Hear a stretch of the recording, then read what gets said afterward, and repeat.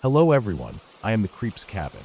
I know you use this video to fall asleep, so before that, like the video and subscribe to the channel. Also, where are you from? And what time are you watching? Now get comfortable and relax.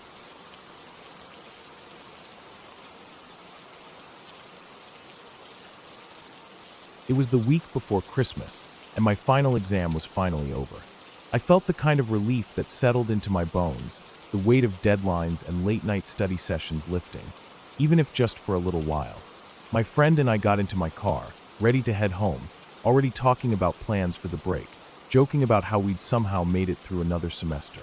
The air outside was crisp, that kind of cold where you can see your breath if you exhale slow enough. The roads were busy with holiday traffic. People out shopping, heading home from work, going to Christmas parties. Everywhere, cars moved like waves in the ocean, some fast, some slow, but always flowing.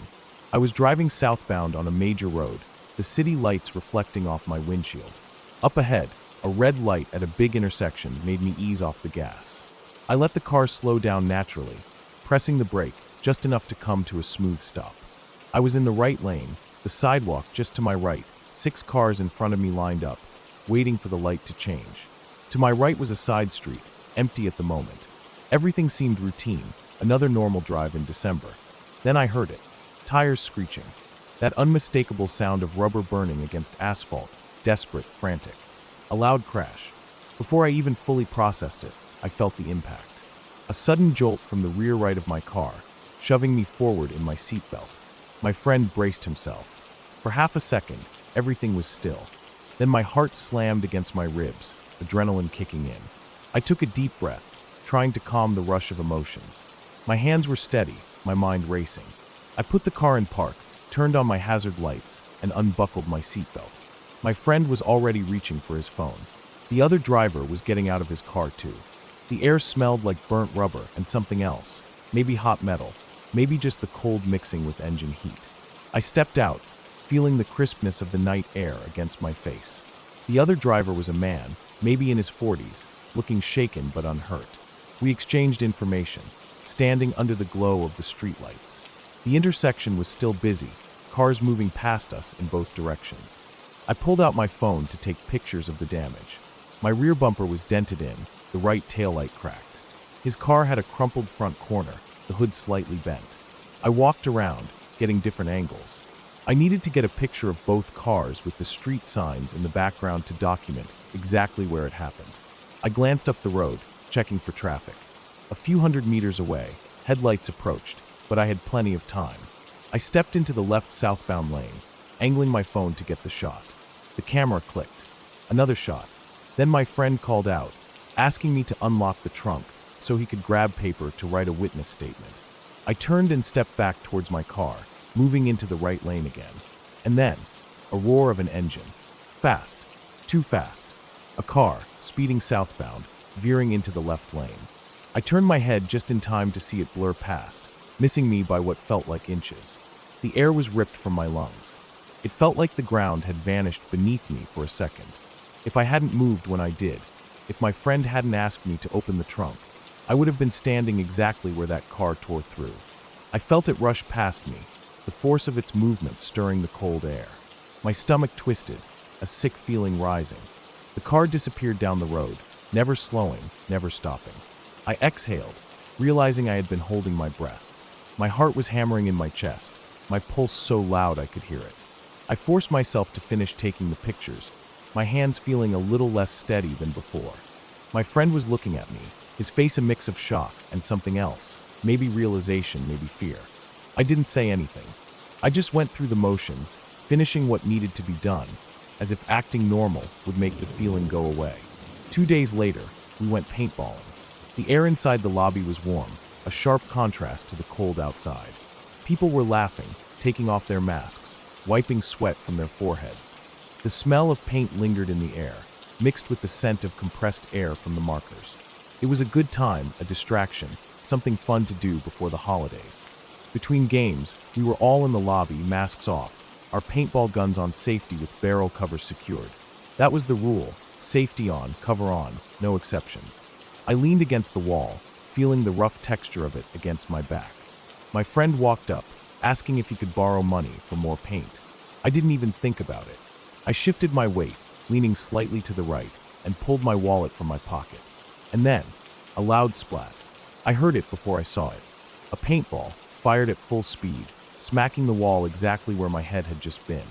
I turned my head, staring at the spot, a fresh, bright mark of paint dripping down. My chest tightened. I looked across the room. Some kid was staring wide-eyed at his paintball gun, his face frozen in horror. His barrel cover had failed. The retention bungee had snapped, letting it slip off. The safety had malfunctioned. The marker had gone off. The paintball had been fired at 250 feet per second. If I hadn't leaned to the right, if I hadn't moved at the exact moment I did, it would have hit me in the eye. I exhaled slowly, my fingers gripping the wallet a little too tightly. My friend was saying something, but I wasn't really hearing it. I just stared at the paint on the wall, the splatter spreading out in jagged edges. 2 days later, we went out drinking. It was freezing outside, my breath visible in the air. The streets were alive, people moving between bars, laughing, huddled against the cold. We were heading to a place just a few blocks down. I walked fast, the cold making me move with purpose. Every so often, I'd stop, turn back, wait for the others to catch up. They were always a bit behind, talking, not in a rush like I was. I looked back again. They were still far. I was almost there. I considered just going ahead, stepping inside where it was warm, ordering a drink while I waited. But then, for no reason at all, I stopped. I turned around, shouting that I'd wait for them inside. And at that exact moment, a deafening crash. I spun around just in time to see a Porsche slam into the west wall of a building, hitting at a right angle, so hard the entire front end crumpled in. The airbags exploded, glass shattering outward, the sound of metal crunching filling the air. I stood frozen. My feet felt rooted to the pavement. If I had kept walking, if I hadn't stopped to say anything, I wouldn't be standing here. I would have been between that car and the building. 2 days later, Boxing Day morning, I woke up in a cold sweat. The nightmare was still fresh in my mind. The van, the rope, the locked doors, the 911 call that led nowhere. The sound of everything in my house turning on at once. The foot on the stairs. I woke up screaming. I sat there in the dark, my breath coming in short gasps, my heart pounding. The fear lingered. 4 near-death experiences in 1 week. I sat in bed, staring at the ceiling, wondering if I was running out of borrowed time.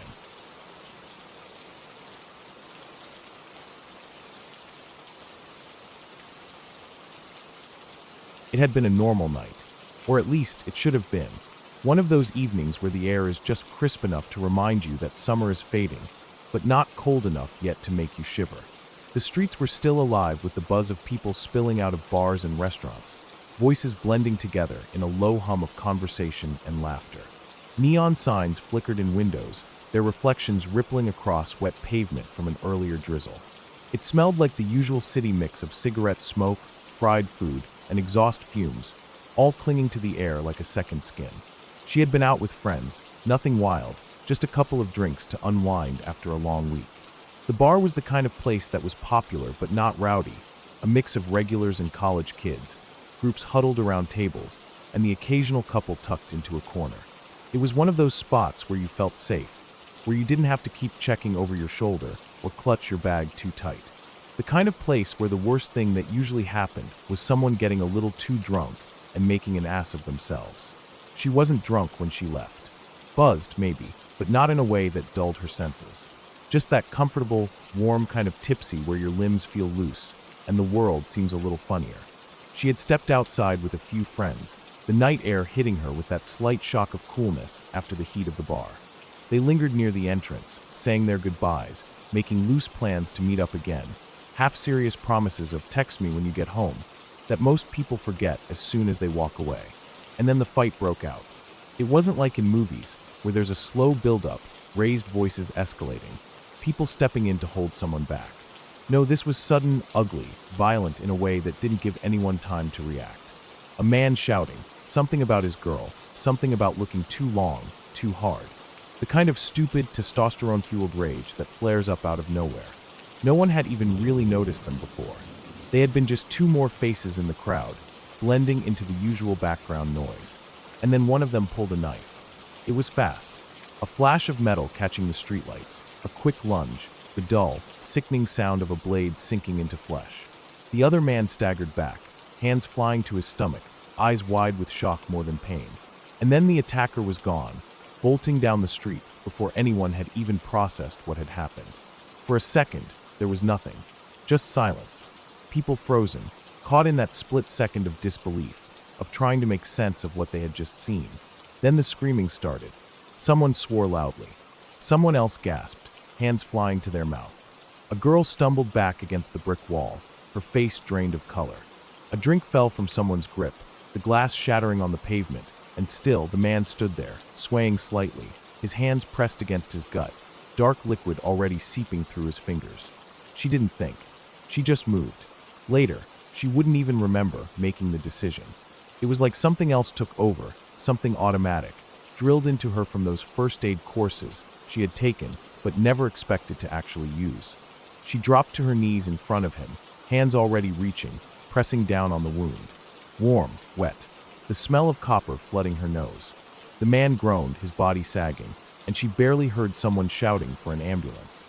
"Stay awake, stay with me," she thought, but she didn't say it out loud. Her hands were steady, somehow. The blood was slick, making it hard to keep pressure, but she held firm. The seconds stretched, warped, lost meaning. She didn't look at the wound too closely. She couldn't afford to. If she looked too long, if she let herself really think about what she was doing, about what was happening, she might freeze. And freezing wasn't an option. People hovered around, useless, panicked. Some barked questions at her, but she ignored them. She didn't need anyone's input. She needed to keep him conscious, keep the pressure, keep him from slipping further. His breaths were ragged, his eyes flickering, but he was still there. Someone crouched nearby, talking into a phone. Stab wound lower abdomen. Yeah, he's still breathing, but it's bad. Time stopped making sense. She wasn't sure how long she knelt there, hands covered in someone else's blood, knees aching against the rough pavement. Her arms were starting to shake from the constant pressure, her muscles screaming, but she didn't let up. She couldn't. The man wasn't talking anymore, just making these low, pained noises. His skin was cold. And then sirens. The flashing red and blue lights painted the street in pulses, casting long shadows, making everything look surreal, like a crime show playing out in real life. A wave of relief, so strong it almost made her dizzy, crashed over her. The paramedics moved in, fast, efficient, taking over, peeling her hands away as they assessed the damage. And then she was just there. Empty hands, stained red, kneeling in a puddle of blood that wasn't hers, feeling the night air pressing in, heavy, suffocating. The noise around her blurred, voices blending together, too many things happening at once. The paramedics shouting to each other, the radio crackling, the distant wail of another siren approaching. She got up, walked away. She wasn't sure how she made it to the bench, but suddenly, she was sitting, staring at nothing. She didn't shake, didn't cry, didn't do anything really. The shock sat on her chest like a weight, pressing her down, keeping her still. She felt weirdly detached, like she was watching the whole thing happen to someone else. Her hands were stiff, fingers slightly curled, dried blood crusting under her nails. Someone was talking to her. A paramedic. She barely registered it at first, but then something warm settled around her shoulders, a blanket. The weight of it was grounding, the fabric rough against her skin. She wasn't hurt, but they treated her like she was. Maybe because they knew. Maybe because they had seen people like her before. The ones who weren't the victims, but still walked away carrying something heavy.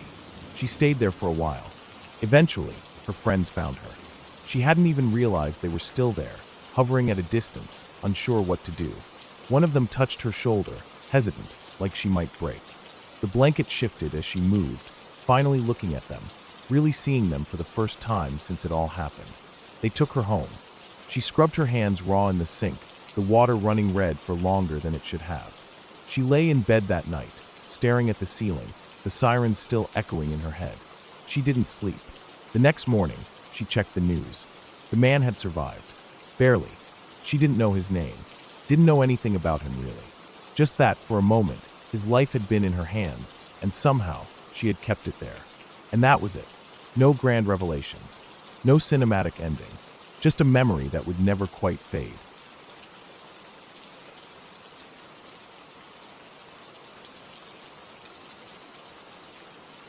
It had happened before. Our dog had a habit of slipping out when someone forgot to latch the backyard gate. She was small, white, and curious, never really running away, just wandering. Most times, she didn't get far.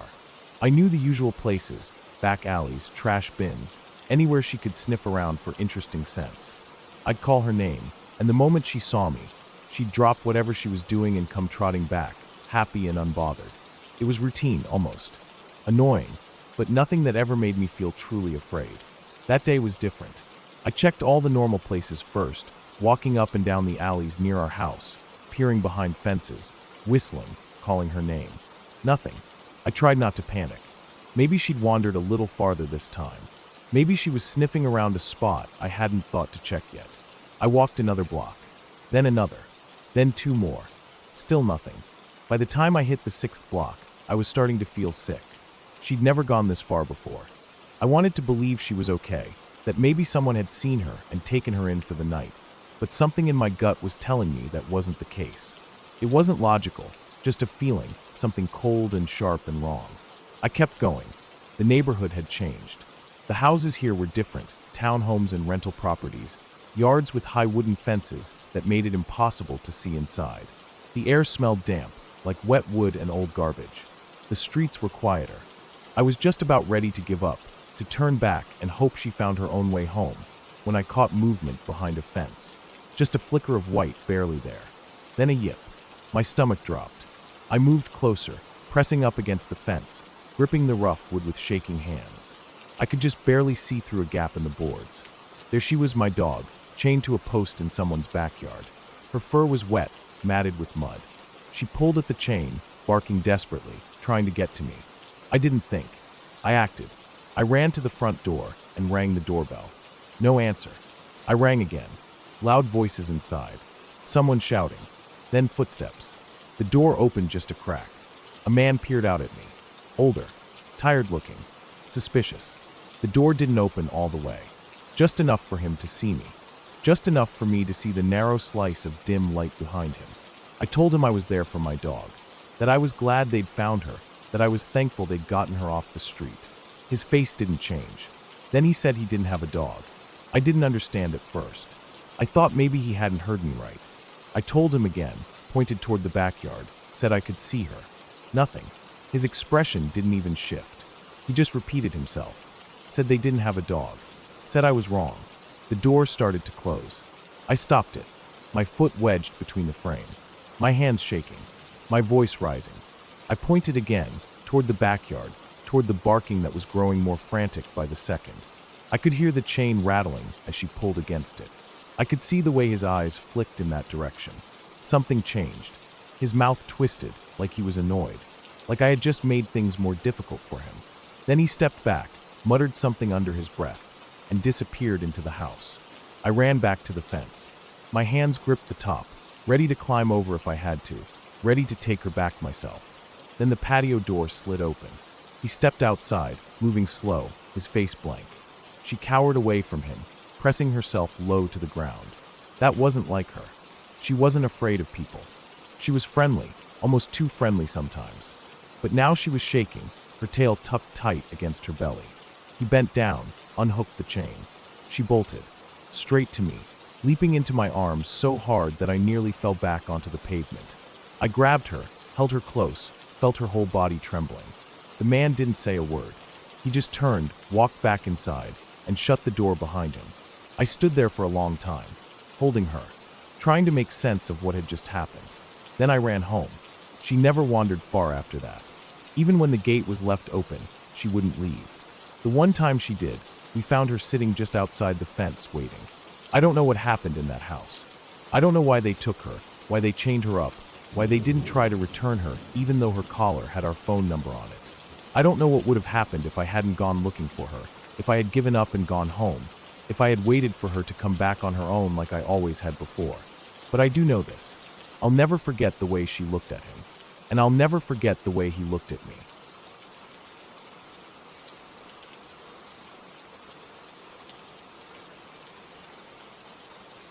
When I was in elementary school, my family decided to add on to our house. It was a big decision, one my parents had been talking about for years. Our house was old, built to be historically accurate, with creaky softwood floors, tall windows, and paint colors chosen to match the colonial style. My parents were obsessed with keeping everything just right, making sure the addition didn't ruin the look of the house. They wanted it to blend in, to look like it had always been there. That meant hiring an architect, a contractor, and spending more money than they probably should have. The first contractor we hired turned out to be a disaster.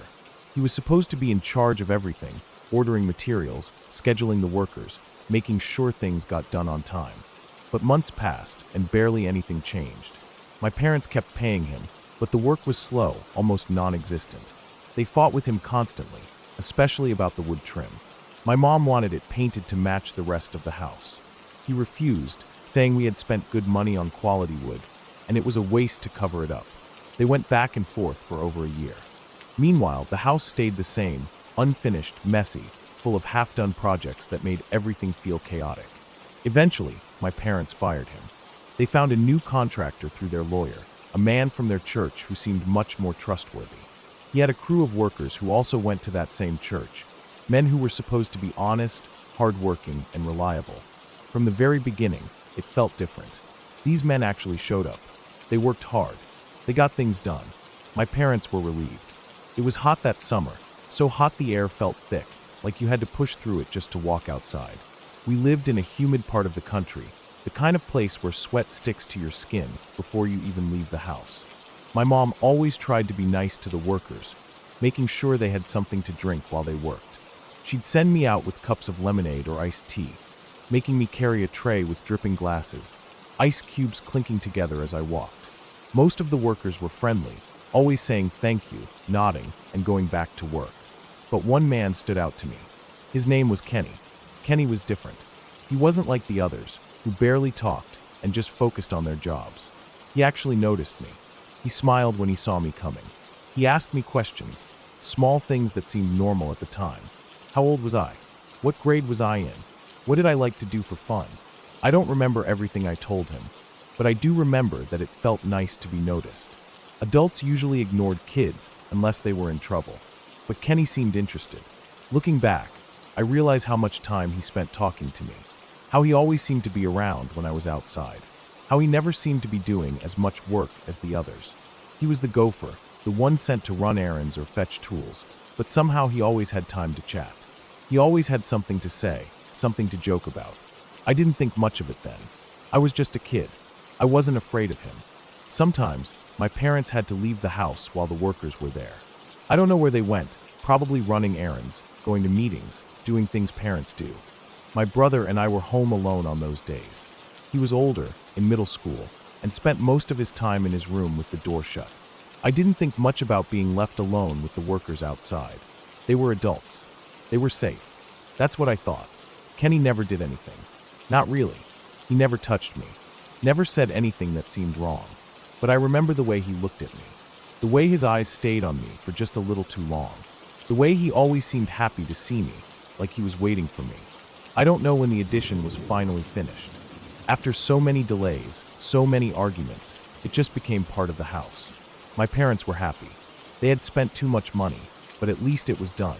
The workers packed up and left, and life went back to normal.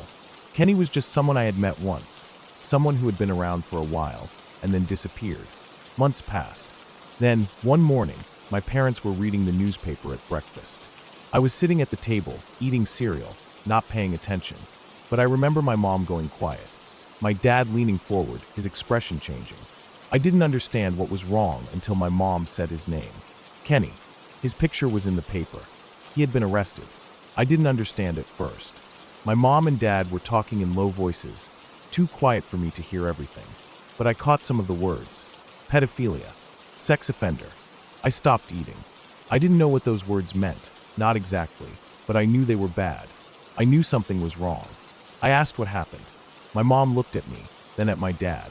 She hesitated, then said something vague. Something about Kenny being a bad person, that he had done things to kids. I don't remember what I said after that. I just remember feeling strange, like the air had been sucked out of the room. My stomach felt tight. I thought about all the times I had talked to him, the times I had been alone outside, the times I had been home without my parents. Later that day, My mom told me that Kenny had already been a registered sex offender when he worked on our house. The contractor, her friend from church, had known, but he hadn't told my parents. He hadn't thought it was important. That was the part that stuck with me the most. Not just that Kenny had been dangerous, but that no one had warned us. That he had been there, so close, for so long.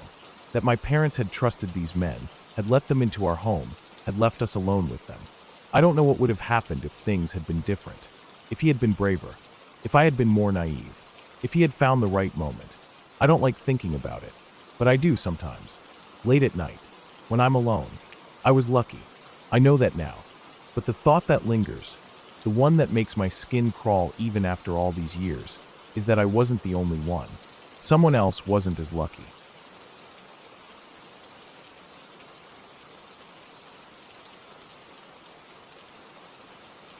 I've been waiting for a while to post this story, and hopefully, whoever reads it enjoys it and gets as creeped out as I did. To start, I just want to say that I've never been the type of person to get caught up in the idea of paranormal activities or ghost stories. Even as a kid, I found them hard to take seriously. They always seemed made up, exaggerated things meant to scare people, nothing that could actually happen in real life. I never believed in the supernatural. I like to think of myself as a logical person, someone who didn't buy into that kind of thing. But what I'm about to describe is something that happened to me a few years ago, and to this day, I have no explanation for it. It wasn't some dramatic horror movie moment with shadows creeping along the walls or objects flying across the room. It was something much simpler, something small, but that's exactly what made it so unsettling. My mom worked in real estate, which meant she often had to check out houses before showing them to potential buyers. She usually did this on her own, but sometimes, if she felt like it or if she thought the house was interesting, she'd bring me along. It wasn't anything special, just a way to keep her company, maybe have a second pair of eyes in case she missed anything. Most of the time, it was nothing out of the ordinary. Just empty houses, sometimes still furnished, sometimes completely gutted, usually with that musty smell that came from being unoccupied for too long. Then there was this one house. It had been on the market for a while, and from what I understood, there were a lot of rumors about it. Other agents apparently didn't like showing it. Some claimed it was haunted, though my mom, being the practical type, just saw that as an excuse for why no one could sell it. It had a history of people moving in and moving out in a short amount of time, and no one could really give a solid reason why. There were no reports of major structural issues, no foundation problems, nothing to suggest it was in bad shape. Just that people didn't want to stay. My mom figured it was all just talk, and since she was planning on checking it out anyway, she brought me along. Even from the outside, something about the house felt off. It wasn't some old, Gothic-looking mansion or anything, but there was something strange about it. It was an older home, completely covered in vines that had twisted up the walls and over parts of the roof. The front yard was overgrown with weeds, and the paint on the wooden siding was peeling in long, curling strips. The windows were dark, the kind of dark where you couldn't tell if there were curtains drawn or if the inside was just empty. It had a presence. I brushed it off. It was an old house. Of course, it was going to look a little rough. We went inside. The air was thick and stale, that familiar scent of dust and neglect filling my nose as we stepped in. The floors creaked under our weight, and though there were still pieces of furniture scattered throughout the house, it looked like no one had lived there in a long time. The walls were faded, the wallpaper peeling in certain areas, and a layer of dust coated just about everything. The first floor was mostly normal. A living room, a kitchen, a dining room. Nothing unusual aside from the fact that it was still partially furnished, like someone had left in a hurry and never bothered to take everything with them. There was an old box-style TV sitting in the corner of the living room, turned on despite the fact that there was no one here. The screen flickered with a black and white World War II documentary, grainy footage of soldiers marching through some battlefield. The sound was low, barely more than a murmur, but the steady, droning voice of the narrator filled the quiet space. I didn't like it.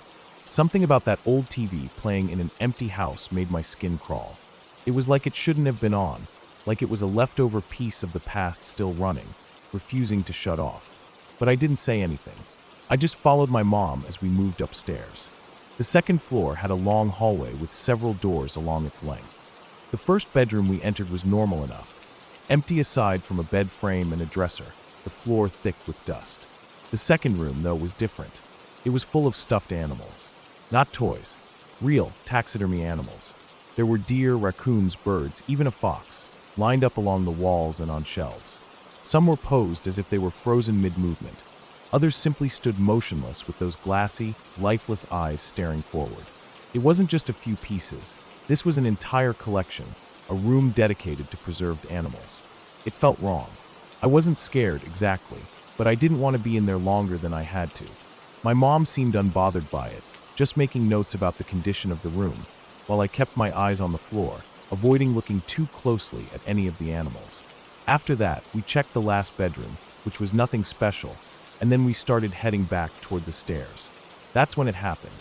As we passed the taxidermy room again, I glanced inside, and I stopped. Right in the center of the room was a chair. A single wooden chair, sitting in the middle of the floor. It wasn't there before. I was sure of it. When we had first walked in, the room had been empty except for the animals. If that chair had been there, we would have seen it. We would have walked right into it. But now it was just there, sitting perfectly in the middle of the room, like it had been placed there deliberately. I froze. My mom froze. We didn't say anything, just stared at it. There was no sound, no movement, nothing that could have explained how it had gotten there. It wasn't like one of us had walked off and somehow moved it without realizing it. We had both been together the entire time. Neither of us had touched anything in that room. And yet there it was. I don't remember much about the next few seconds. I just remember the overwhelming feeling that we needed to get out of that house, and fast. We practically ran down the stairs, out the front door, and back to the car. I didn't even look back at the house until we were pulling away, and when I did, I felt a shiver run down my spine. Even now, years later, I have no explanation for what happened. I've tried to come up with something logical, something that makes sense. Maybe we missed the chair when we first walked in. But no, that's impossible. We would have had to step around it. Maybe there was someone else in the house, but we had checked every room, and there had been no signs of forced entry, no sound of footsteps, no indication that anyone else had been there. It was just there. Something so simple, but something that still haunts me when I think about it. Over the years, I heard that the house changed hands multiple times. People moved in, then moved out just as quickly, each one complaining of strange things happening. Doors closing on their own, objects moving, sounds in the middle of the night. I don't know what to make of it. I don't believe in ghosts, but I know what I saw.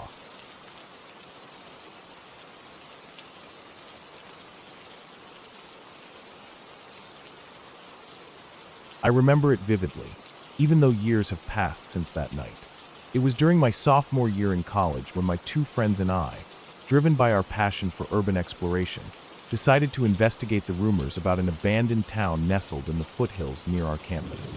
We had previously ventured into deserted factories and forgotten warehouses, but the idea of an entire forsaken town was too enticing to resist.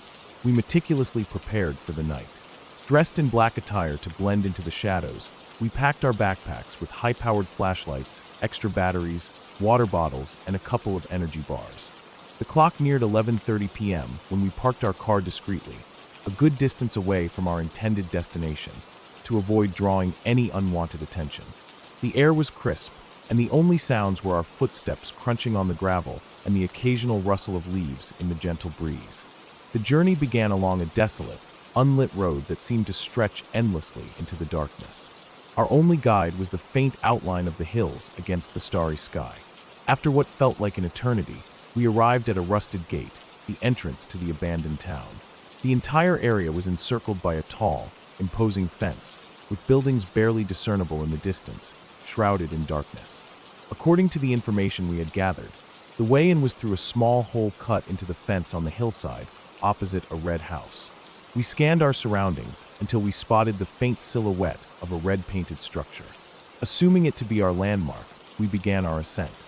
The hillside was treacherous, overgrown with thick brush, tangled branches, and uneven terrain. Each step was a struggle, our clothes snagging on thorns, and the ground slipping beneath our feet. Finally, we reached the breach in the fence. It appeared as though someone had meticulously sawed through the iron bars, creating a narrow passage. The drop below was steep, and we had to cling to the surrounding vegetation to prevent a dangerous fall. One by one, we squeezed through the opening, emerging on the other side covered in dirt and scratches. As we dusted ourselves off and looked up, we were taken aback by the sight before us. The town sprawled out in eerie silence, a ghostly reminder of a once thriving community. There was a central market square, an apartment complex, numerous houses, and streets branching off into what used to be bustling neighborhoods. The moonlight cast long shadows, adding to the surreal atmosphere. We decided to start our exploration with the apartment complex, its looming structure beckoning us. As we approached, a faint, intermittent beep echoed through the stillness. We paused, exchanging puzzled glances. The source of the sound was unclear, but we dismissed it as perhaps a malfunctioning smoke detector or some residual electronic device. Entering the first apartment, we were met with scenes of decay. Peeling wallpaper, broken furniture, and a mattress lay discarded in the corner. The air was thick with dust, and our footsteps stirred up particles that danced in our flashlight beams. Yet, that persistent beeping continued, a subtle reminder that we were not alone. Curiosity led us to the next apartment. As we opened the door, our flashlights illuminated a bizarre sight. The main living area was filled with black trench coats. Some hung neatly on makeshift racks, while others were strewn across the floor. An uneasy feeling settled over us, but our desire to uncover the town's secrets pushed us onward. We ascended the creaking staircase to the second floor. Most of the doors hung ajar, revealing rooms similar to those below, except for one. A single door at the end of the hallway was firmly shut, its surface marred by deep scratches and faded stains. We stood before it, the air thick with anticipation.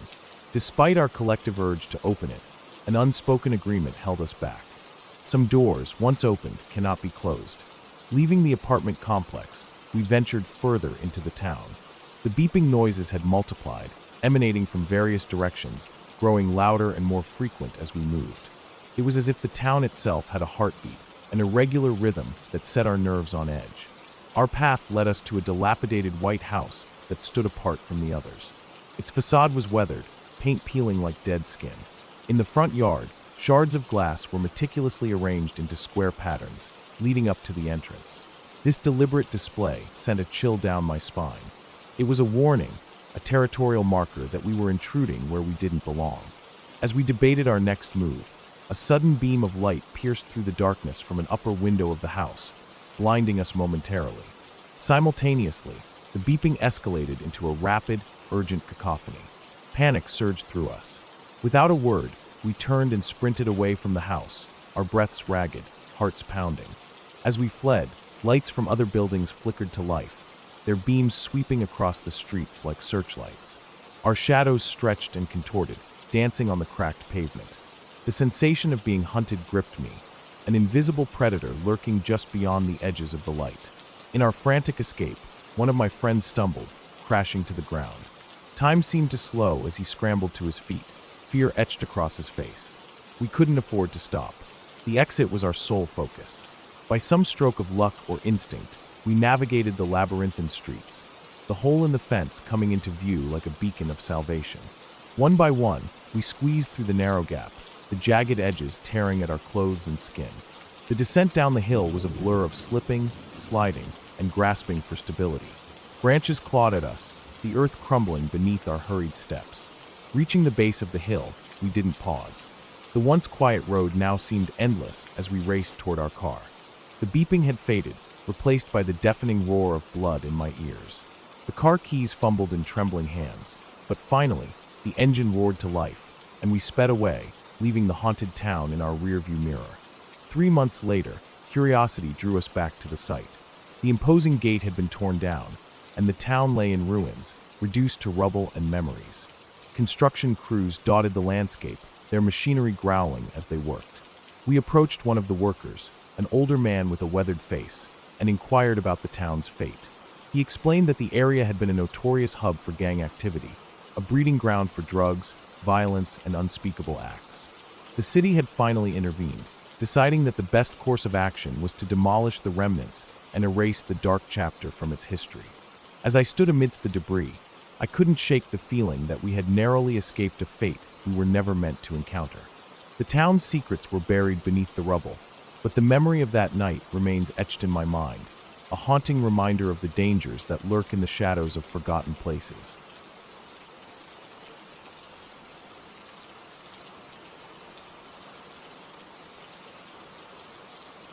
In September 2006, I fell severely ill with a high fever.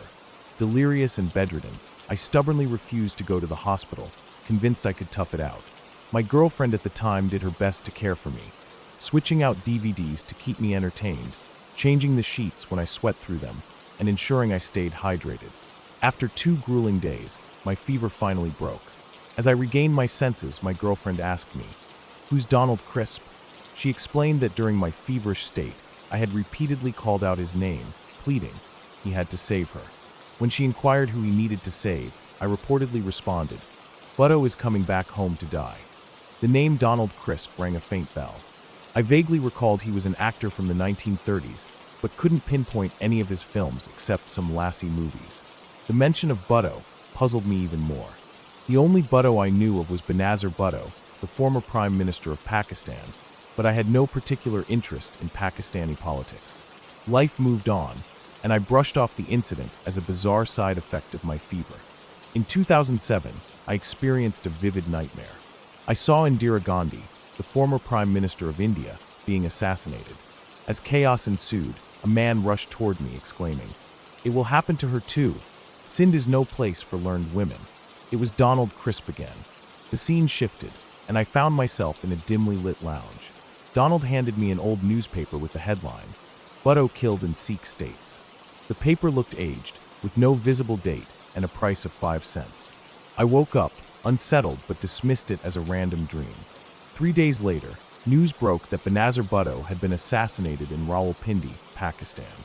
She had been campaigning ahead of the elections when she was attacked during a rally. The tragic event sent shockwaves around the world.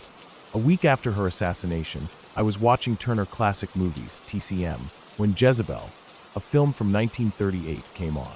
To my astonishment, there was Donald Crisp playing a supporting role. I had no prior knowledge of his involvement in this film. These experiences left me deeply unsettled. I couldn't fathom the connection between my fever-induced delirium, the subsequent dream, and the real-life events that unfolded. The eeriness of it all lingered, a puzzle without an answer, haunting the corners of my mind.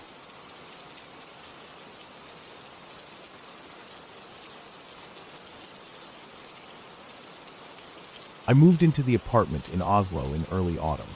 It was an old building, mid-1800s, the kind of place with thick wooden floors and high ceilings, the kind that had been repurposed and renovated a dozen times over the years, but still held onto something from the past. The walls had been painted over so many times that you could see uneven layers in certain spots.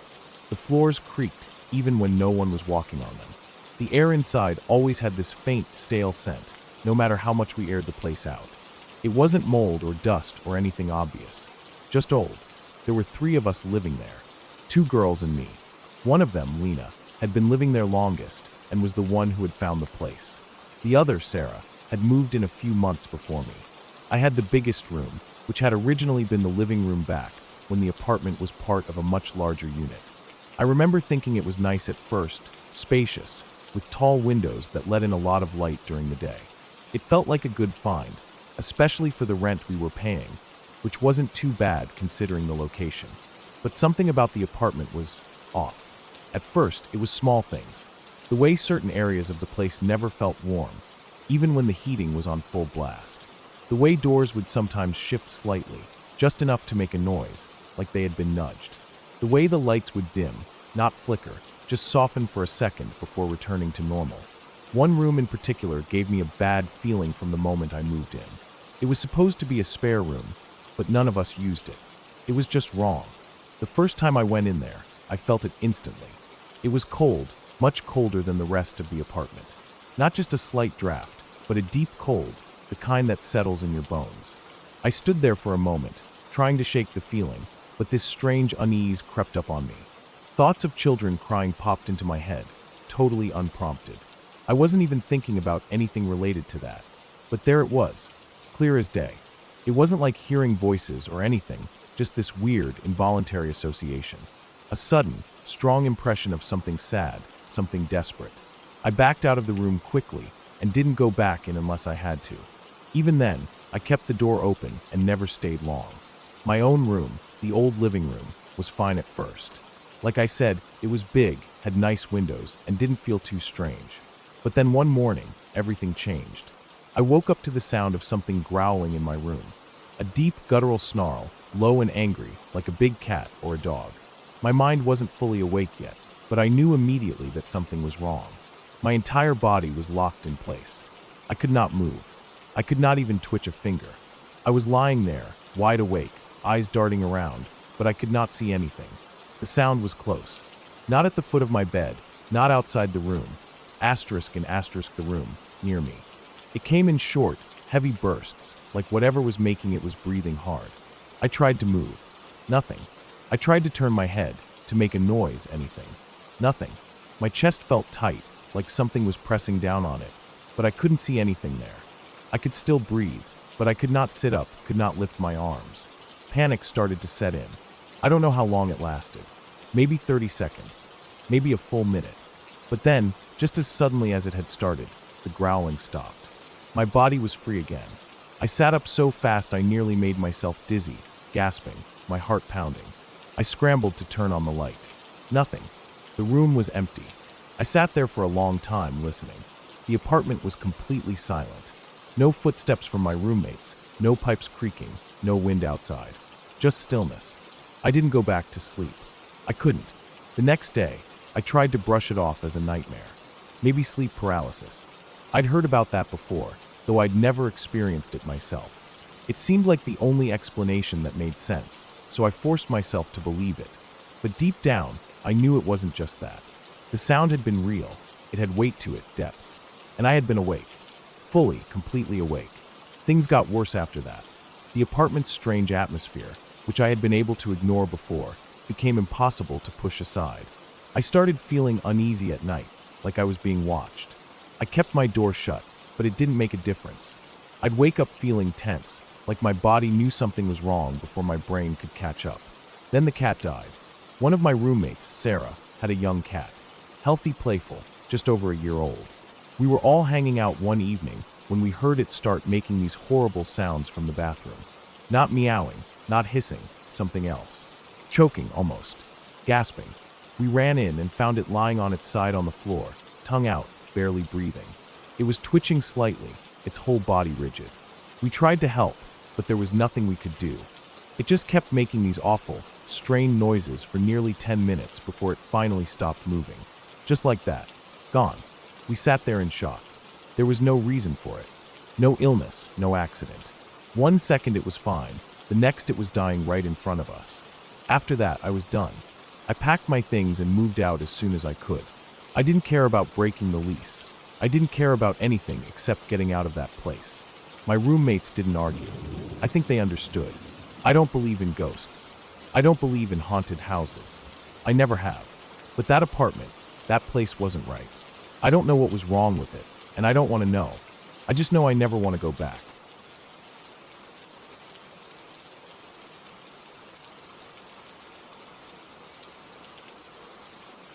It was late one evening last year when I first heard the unsettling news. A friend of ours, Kevin, had been missing for nearly a week. We weren't particularly close. He lived in one of the campus dorms, while I resided off campus with a few housemates. Our interactions were limited to occasional group projects and passing greetings. His absence hadn't registered with me until that night when my housemates stumbled upon a report on the university's Facebook page. The post detailed a grim discovery. 2 bodies had been found in a spring at the far edge of the campus. Our university is nestled beside a mountain, and the spring, often frequented by students seeking a secluded spot, was now the center of a tragic event. The news sent a ripple of anxiety through our household. The realization that Kevin had been missing during this time frame intensified our concern. We gathered in the living room, the glow from our laptops casting eerie shadows on the walls. Each of us scoured social media, news outlets, and any available source for more information. The university's official channels remained tight-lipped, likely awaiting confirmation before releasing any names. The uncertainty gnawed at us. Hours felt like days as we waited for updates. Speculation ran rampant among students online. Some suggested it was a tragic accident, while others whispered about foul play. Amidst the chaos, a notification popped up. A local news outlet had released an update. The bodies had been tentatively identified, but there was a misspelling in one of the last names. Despite the error, we recognized it immediately. It was Kevin. A heavy silence enveloped the room. The reality of the situation settled in, bringing with it a mix of grief and disbelief. We decided to take action. Some of my housemates headed to Kevin's dorm to offer support to his roommates, while I contacted mutual friends. A few of them decided to go to the spring, hoping to find answers or perhaps some closure. By the time they arrived, the area was cordoned off, with police conducting their investigation. The bodies had been removed for autopsy, leaving behind an air of somberness. There was nothing more to do but wait for official reports. Days later, the findings were released. Kevin and another student had gone swimming at the spring the previous weekend. The exact circumstances remain unclear, but it appeared they had drowned. Their bodies, submerged for days, had undergone severe decomposition. Exposure to water causes tissues to swell, and aquatic life had begun to take its toll, leading to a macabre appearance that initially suggested other causes.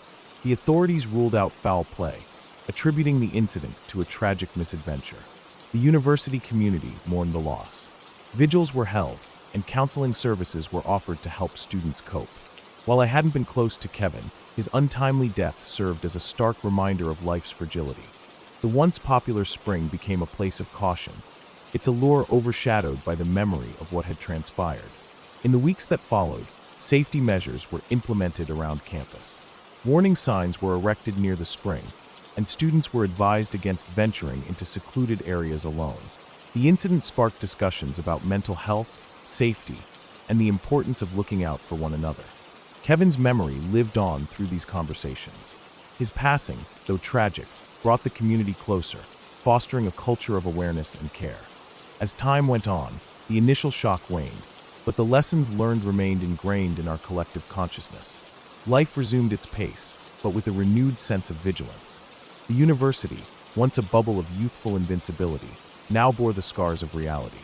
We continued our studies, socialized, and moved forward, carrying with us the memory of Kevin and the sobering knowledge that life is both precious and unpredictable. Rest in peace, Kevin.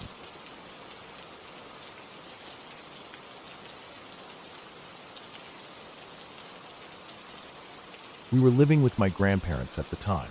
My mom, my siblings, and I had moved in after some tough years, cramming ourselves into the old house where my mom had grown up. It was an old place, built decades before, and nothing about it felt modern. The floors creaked when you walked, even if you stepped as lightly as possible. The air inside always carried a faint musty scent, the kind that lingered in houses where old things had been kept for too long. Most of the furniture was from before I was born. Heavy, dark wood dressers and armoires, ancient glass cabinets filled with delicate china no one ever used, thick curtains that kept the sunlight from ever truly lighting up the rooms. There were countless knickknacks and decorations, each of them old and worn, their history unknown to me.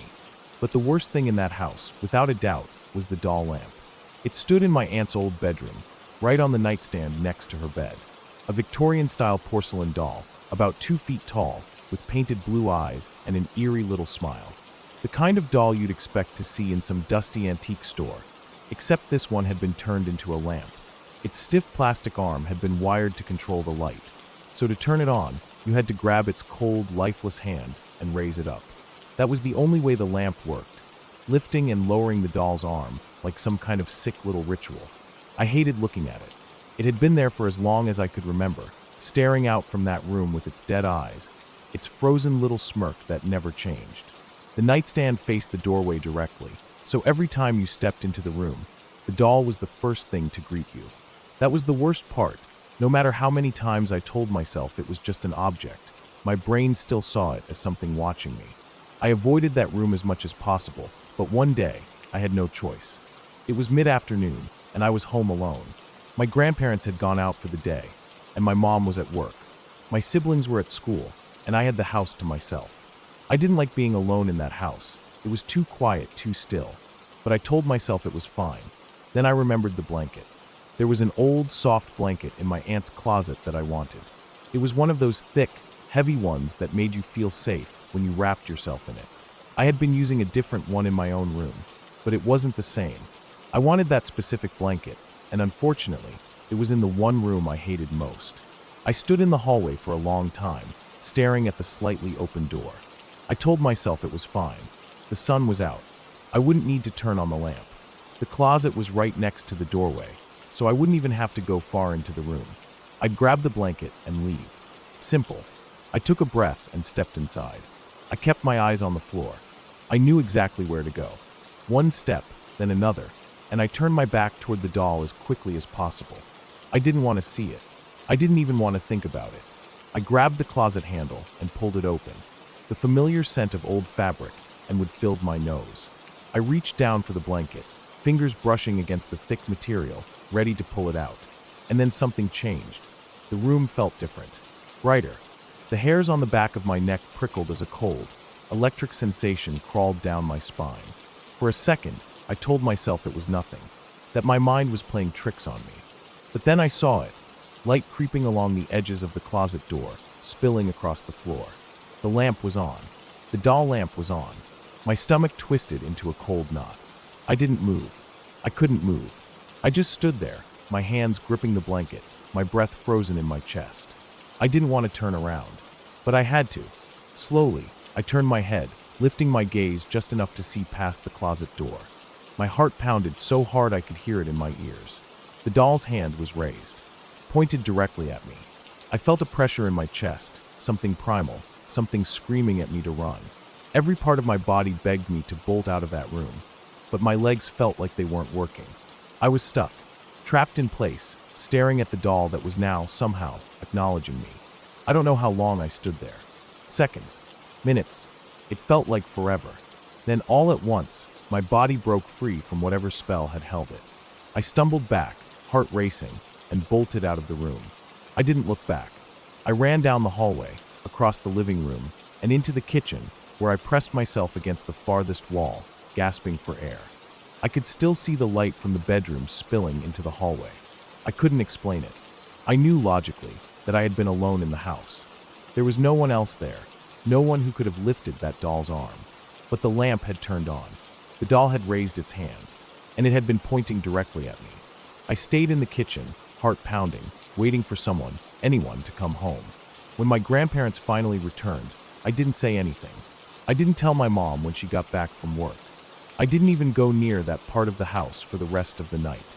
Later, when I finally worked up the courage to walk by the room again, the lamp was off. The doll's hand was back in its usual position. No one had touched it. That image has never left my head. The cold, plastic hand raised in my direction. The way the room felt different. The unnatural brightness. To this day, I don't have an explanation. I've told myself 100 different things. Maybe I bumped into the nightstand without realizing it. Maybe the wiring in the lamp was faulty. Maybe my brain filled in details that weren't really there. But I know what I saw, and I still wish I hadn't looked.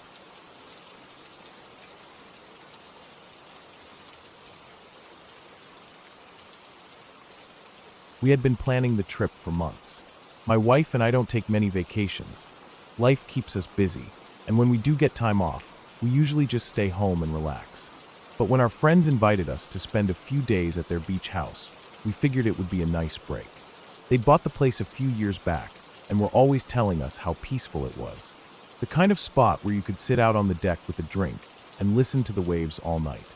That sounded like exactly what we needed. The house itself was nice, nothing fancy, just a cozy little place near the water. Our friends had told us a bit about the property next door, saying it had gone through several owners in the short time they'd been there. Something about bad luck, or people just not staying long. I didn't think much of it. Some places are like that. Not every house feels like home.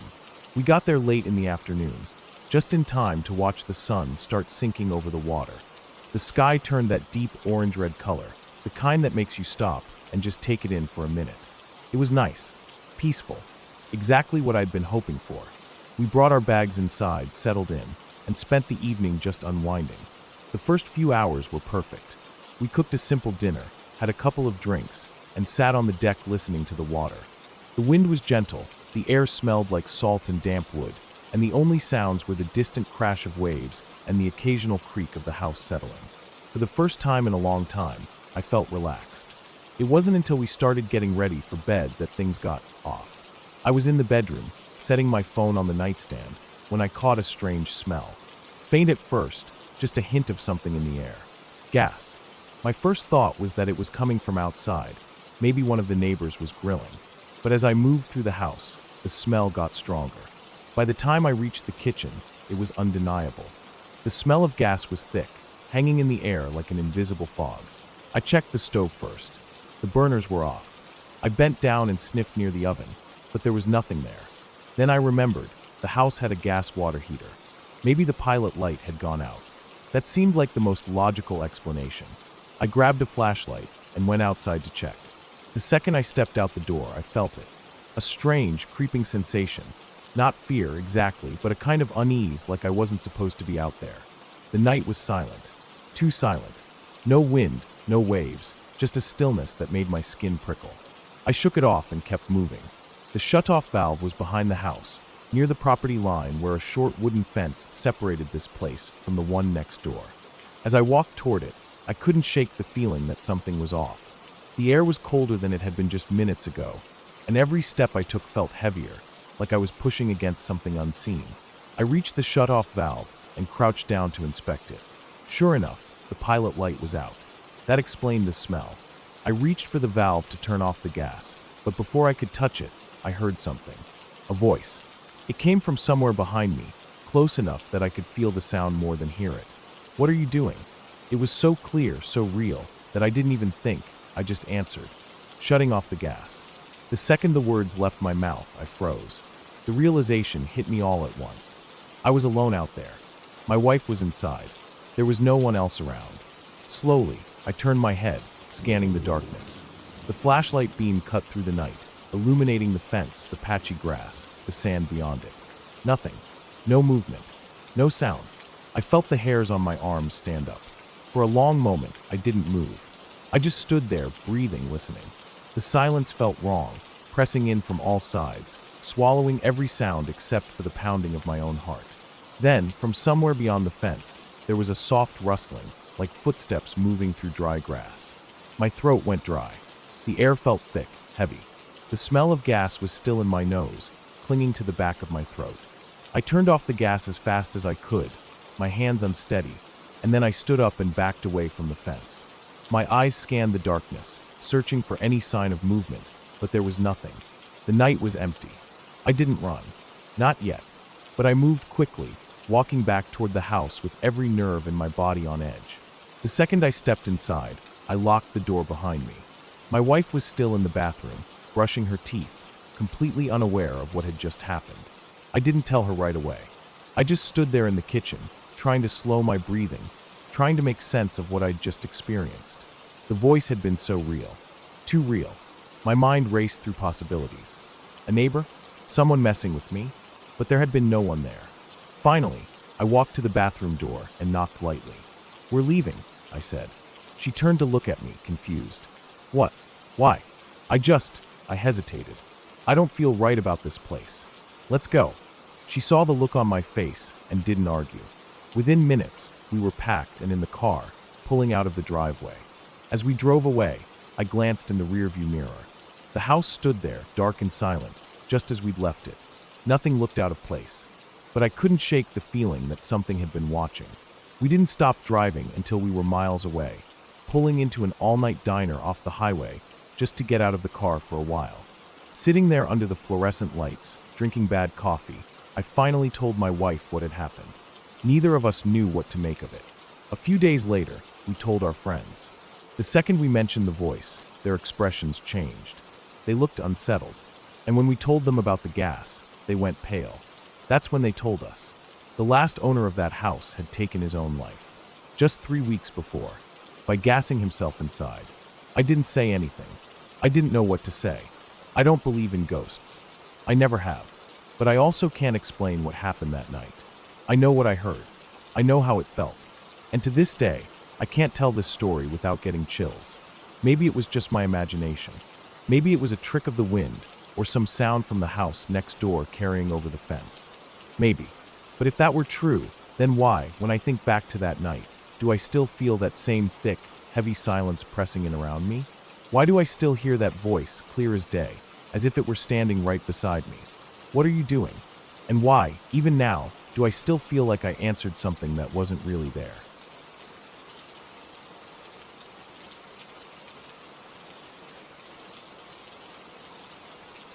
Running cable routes in the city had its own challenges. Bad traffic, difficult customers, climbing up poles in the sweltering heat or freezing cold, nothing new. But nothing in my experience prepared me for what happened that day. It started like any other shift. I had just finished a job, climbing down from a pole behind a row of old brick buildings, my tool belt clanking as I hit the ground. The smell of car exhaust and fried food from the burger joint across the street mixed in the air. I checked my work phone, logged the job, and pulled my van's door shut behind me. That's when it hit me. A stomach drop, deep and urgent. My gut clenched tight, warning me. I had to take a shit. Not later. Now. I took a deep breath. The nearest quick trip was at least 5 miles away, and in city traffic, that might as well have been on the other side of the planet. I wasn't going to make it. I knew that. The risk was too high. So I looked around, scanning for the closest gas station. A little corner store sat at the intersection up ahead, a dingy place with faded signage, bars over the windows, and an old neon beer ad flickering weakly in the glass. Not ideal, but I wasn't in a position to be picky. I swung the van into the lot, parked crooked, and power walked inside, holding my breath against the stale air of old cigarettes and hot grease. The restroom was in the back, a single unisex stall with a door that looked like it had been kicked a few too many times. Problem was there was a line. A guy stood closest to the door, mid-30s, clean-shaven, well-dressed. Slacks, button-up, nice shoes. Didn't seem like the kind of guy who'd be standing in line at a place like this. Behind him, a woman in her 20s, arms crossed, shifting her weight impatiently. And then me, clenched, sweating, praying to any god that would listen. We stood in silence for a moment, then started making small talk. Nothing deep, just the usual city traffic sucks and long day at work kind of talk. But I wasn't really in it. My mind was locked on one thing, getting into that bathroom. The minutes dragged. 5, maybe 6, but it felt like a damn hour. The guy in front of me sighed loudly, rolling his shoulders, checking his watch. Then, out of nowhere, he snapped. 1 second he was normal, the next he was a wild animal. He lunged at the door, grabbing the handle, yanking violently. The metal rattled, the frame groaned. The woman inside shrieked, telling him to stop. But he didn't. He started slamming his shoulder against it, making this awful noise, something between a scream and a growl, deep and raw. The woman next to me stepped back, eyes wide. I moved forward, instinct kicking in. "What the fuck, bro?" I started to say, but before the words were even fully out, something changed. His body stiffened like he'd been electrocuted. His eyes rolled back. He dropped like dead weight. I caught him barely, his whole body convulsing in my arms. His head snapped back, his mouth foaming. And then I saw it, blood trickling from his tear ducts, slow, thick, staining his face. I froze. There are moments in life where everything sharpens, every detail burns into memory, and this was one of them. His fingers curled in unnatural angles, his chest heaving, breath ragged and wet. The noise coming out of him wasn't human. The woman behind me screamed for help. The bathroom door cracked open. The woman inside, a frail, elderly lady with silver hair, took one look and sprang into action. A nurse, retired, but she knew exactly what to do. She barked orders, told us to move him onto his side, clear space around him. She kept her voice calm, steady. A bystander ran to the front, yelling for the clerk to call 911. The guy's body kept shaking, his limbs jerking violently. I held him, trying to keep his head from slamming against the grimy tile. His eyes opened, locking onto mine for a second, but there was nothing behind them, just a distant, flickering awareness. Then they rolled back again. Time blurred. The seizure seemed to last forever, but it was probably only a minute, maybe 2. By the time the paramedics arrived, the convulsions had slowed, his breathing uneven but steady. They worked quickly, checking his vitals, getting the details. The woman who had been waiting with me stood off to the side, arms wrapped around herself, staring at the floor. Then his wife showed up. She looked exhausted, worn down. She explained everything to the EMTs like she'd done it 100 times before. Alcoholism, epilepsy, a deadly mix. He'd been waiting in line for the bathroom, so he could sneak a drink from the flask in his coat pocket. The paramedics found it half empty. I stood back, silent, absorbing it all. The guy had seemed normal, friendly even, someone I could have worked with, had a beer with. And yet his life was unraveling in front of me, his demons dragging him down right there on the floor of a shitty gas station. Eventually, they loaded him onto a stretcher. His wife followed, rubbing her face, looking like she wanted to scream.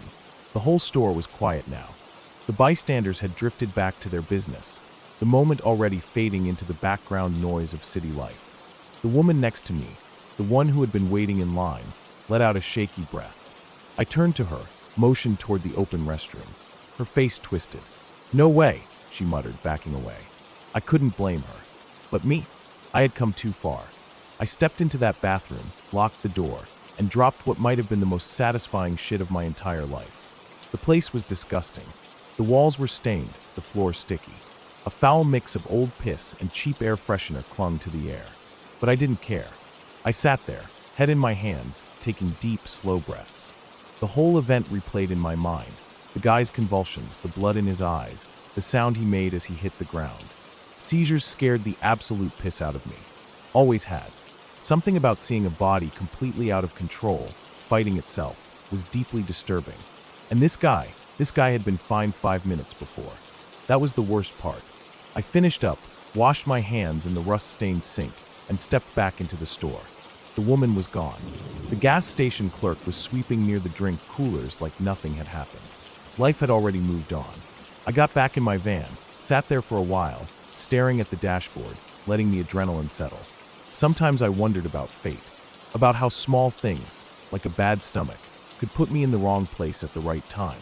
This wasn't the first time something insane had happened because of a minor delay, and I had a feeling it wouldn't be the last.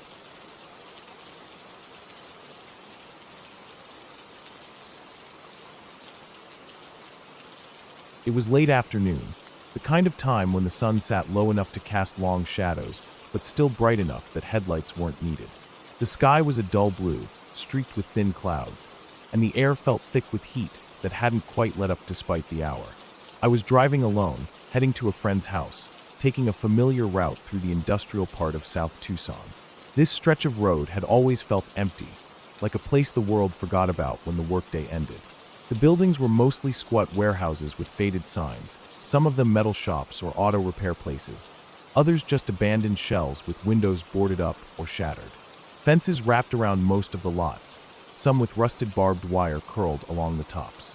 The road itself was a two-lane stretch, the kind where the speed limit said 40, but most people went closer to 50 just to get through it quicker. I wasn't in a hurry, but I wasn't driving slow either. My mind was on other things. What we'd do that evening, whether I'd stay late, just idle thoughts as I kept a steady pace. Then up ahead I saw a car. It was moving slow, way too slow for this road. 15 miles an hour, maybe even less. I eased off the gas, waiting for it to pick up speed, assuming maybe they had just pulled out from somewhere. But after several seconds, it stayed at the same crawling pace. I frowned, shifting in my seat. There were no stop signs, no intersections, no reason to be going that slow. I moved my foot to the brake, staying behind the car for a moment, looking for any sign of why they might be driving like that.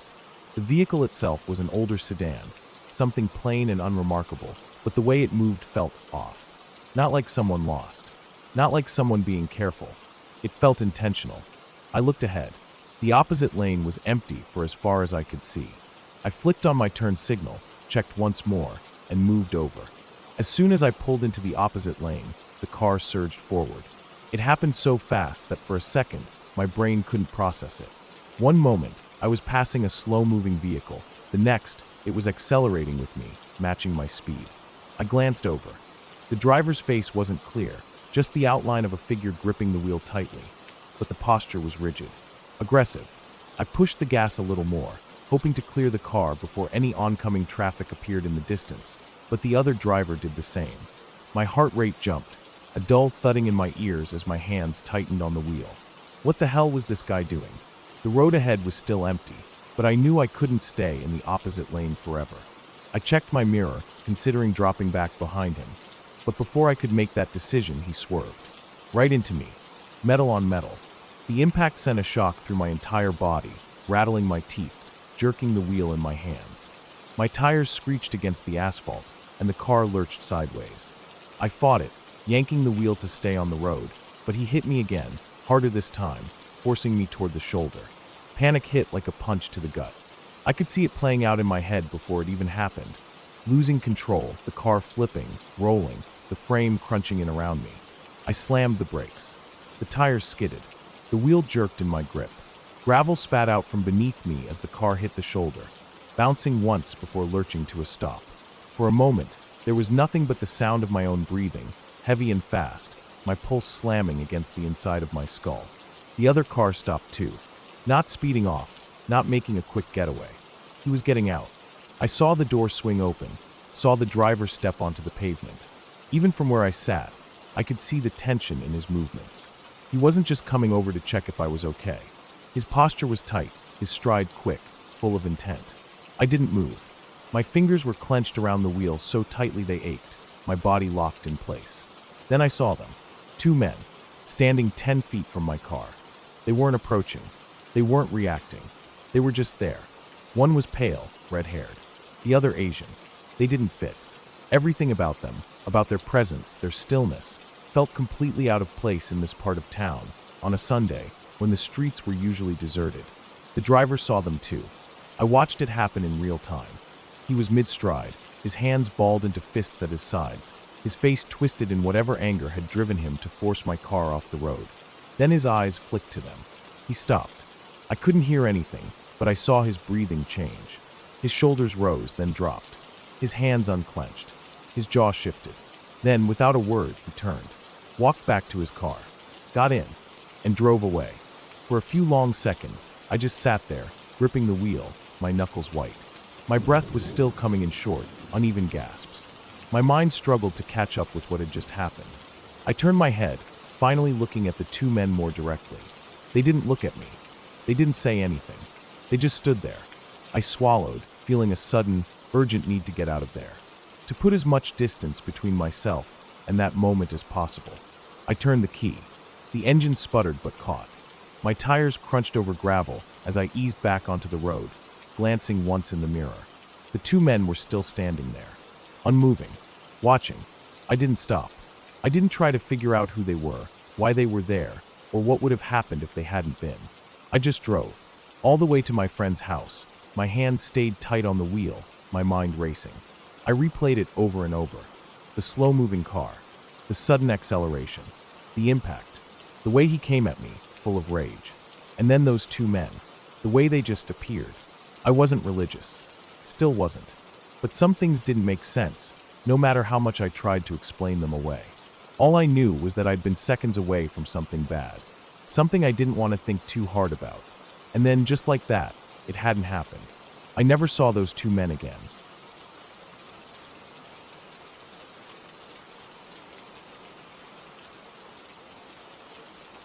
When I was a kid, I had to go to bed early, usually around 8 o'clock. I hated it. My parents and older siblings stayed up late, talking and laughing in the kitchen while I lay alone in my room, staring at the ceiling, my ears picking up bits of their conversation and the clinking of dishes. I always felt like I was missing out on something. Their voices made the house feel alive, warm, like something was happening, but I wasn't allowed to be part of it. My room, on the other hand, felt like a different world, quiet, dark, and still. I remember one night more than any other. It was one of those warm nights where the air was thick, and even with the window cracked, my blanket felt too heavy. I had already tossed and turned for what felt like hours, but the sound of my family talking and laughing down the hall kept me awake. I wasn't supposed to leave my bed, so instead, I just stared at the open doorway, watching the glow of the hallway light spill into my room. I had this habit when I was little. I used to squint my eyes at lights to see how far I could stretch the rays. It was something to pass the time, something to do when I couldn't sleep. That night, I did the same thing, watching as the yellowish glow from the hallway bent and stretched in my vision. My eyelids fluttered, my lashes tickled my face, and the light changed shape with every tiny movement of my eyes. Then something changed. I don't know how long I had been doing it, but at some point, there was a figure standing in the doorway. I didn't hear footsteps. I didn't see movement. One moment the hall was empty, and the next, there she was. She wasn't solid. I could see through her. Her edges weren't clear, like looking at a reflection in water, always shifting. She had long, curly yellow hair, the color of straw in the sun, and she wore a purple dress covered in tiny flowers.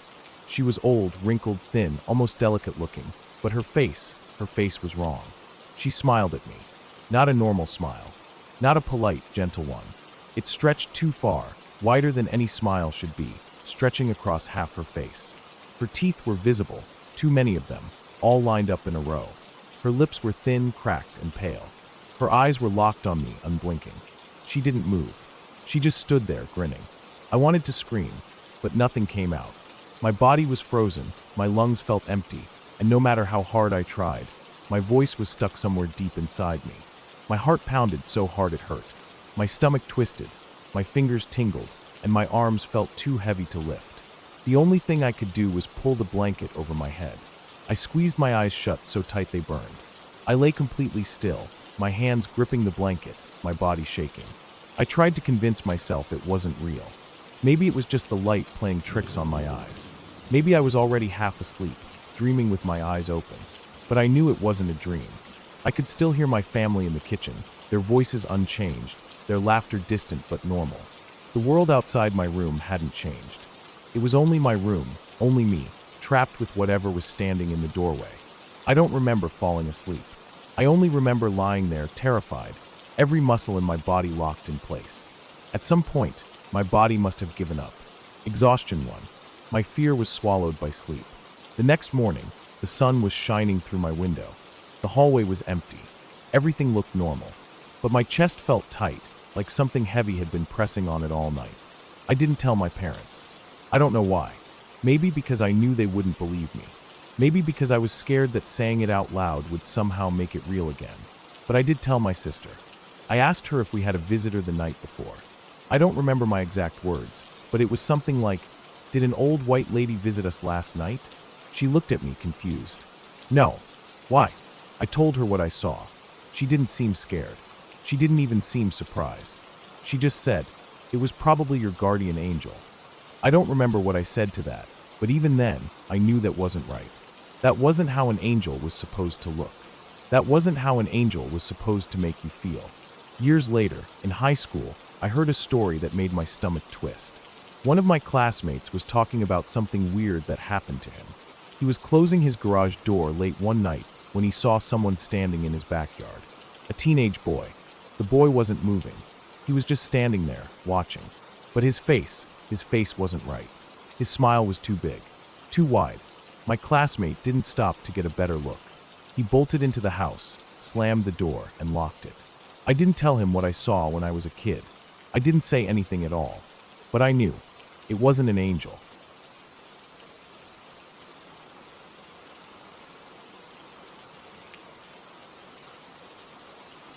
We had been at his house almost every day toward the end. My mom and I would drive over in the afternoons after she got off work, stopping only long enough to pick up groceries or grab the mail before heading straight there. The house always felt too warm, the air heavy and still, like it was suffocating in its own silence. It smelled like dust and old paper, like someone had lived there for too long without opening a window. My uncle sat in his recliner most of the time, a thinning blanket draped over his legs, even in the heat of summer. He had lost so much weight by then that the blanket barely shifted when he moved. His skin had that sallow, stretched look, his cheeks hollowing out, but his eyes still carried that sharpness, that bite. Whatever had taken over his mind hadn't dulled his ability to be cruel. I watched my mom tend to him, her face carefully blank as she stacked his papers exactly as he liked them. It never mattered. He'd find something wrong, some imagined slight, and then the accusations would come. "Are you stupid?" he'd snap, voice hoarse but still edged with irritation. "You can't even stack some goddamn papers?" My mom would take it, barely flinching, straightening the pile again, pressing them flat with her palm, as if smoothing them out would erase whatever set him off. Then he'd shift, eyes narrowing, the confusion creeping back in. "Where are my cups?" He'd look around, hands gripping the armrests like he might push himself up, but he never did. "You keep stealing all my cups." There were cups everywhere. On the table next to his chair, lined up along the kitchen counter, some in the sink, most of them still half filled with water or juice. Some had mold growing in them. It was easier to bring him a new one than to argue. At first, I thought he was just mean, that the sickness had eaten away at his patience, made him bitter. But the more I watched, the more I saw how unpredictable it was. One moment, he was lucid, or at least close to it. The next, he was slipping, lashing out, saying things that didn't make sense. I could see how much it hurt my mom. They used to be close. I didn't remember a time when they weren't. at least before he got sick. He used to joke with her, tease her in that way older brothers do when they know their younger sister will always look up to them no matter what. I remember them laughing together at family dinners, inside jokes flying between them, the kind of thing that makes you realize how much history two people can share. Now it was just this. One day, he called her a thief for taking the mail inside. It had been sitting in the mailbox all afternoon, but he was convinced she had gone through it, that she was keeping something from him. He told her she was useless, that he couldn't trust her. That was the first time I saw my mom's face falter. Just for a second. After that, I didn't like going over there anymore. But I did. Every time. It wasn't long after that when he died. I remember the funeral, but not in any clear way. It was just a series of moments, one after another, all blurred together. The murmured condolences, the weight of the casket, the way my mom stood stiff and straight, not crying, not looking at anyone directly. Then time moved on. For a while, things felt normal again. The house was quiet in the way it was supposed to be. We stopped making that daily drive. My mom started to seem like herself again, a little at a time. A year passed. That day was ordinary. We had been out, running errands, nothing unusual. When we got home, my mom went straight for the kitchen, setting down bags, shifting through mail, and I went to check the answering machine. It was one of those old tape ones, the kind with the tiny cassette inside, the red blinking light signaling new messages. I pressed play without thinking. The first message was familiar.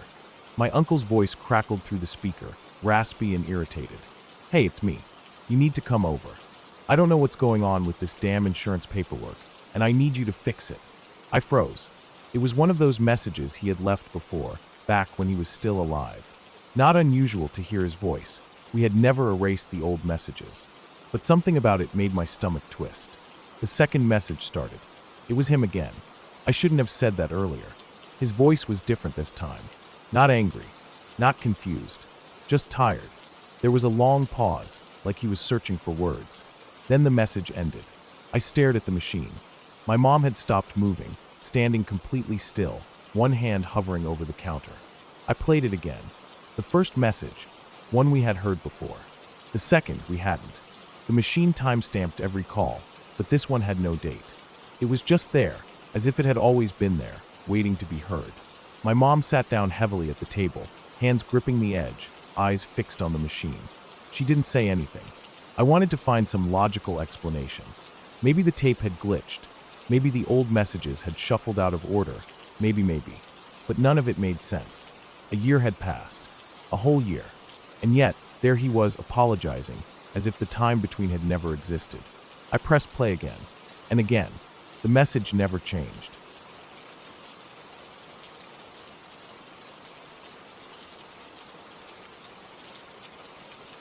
My auntie and dad both swear by this story. They weren't the kind of people to make things up, and they weren't the kind of people to believe in ghosts either. Neither of them ever talked about spirits or bad omens or anything like that. Just normal people. My dad especially. He was a practical man, logical, didn't entertain superstitions. But this was the one thing that made him hesitate, the one thing he couldn't explain. And because they both told it the same way, separately, years apart, never changing a detail, I believed them. It happened in the late 1970s, when my dad was about 16. My auntie was around the same age. That night, they were sitting in the waiting room of my grandparents' house, just outside my great-grandfather's bedroom.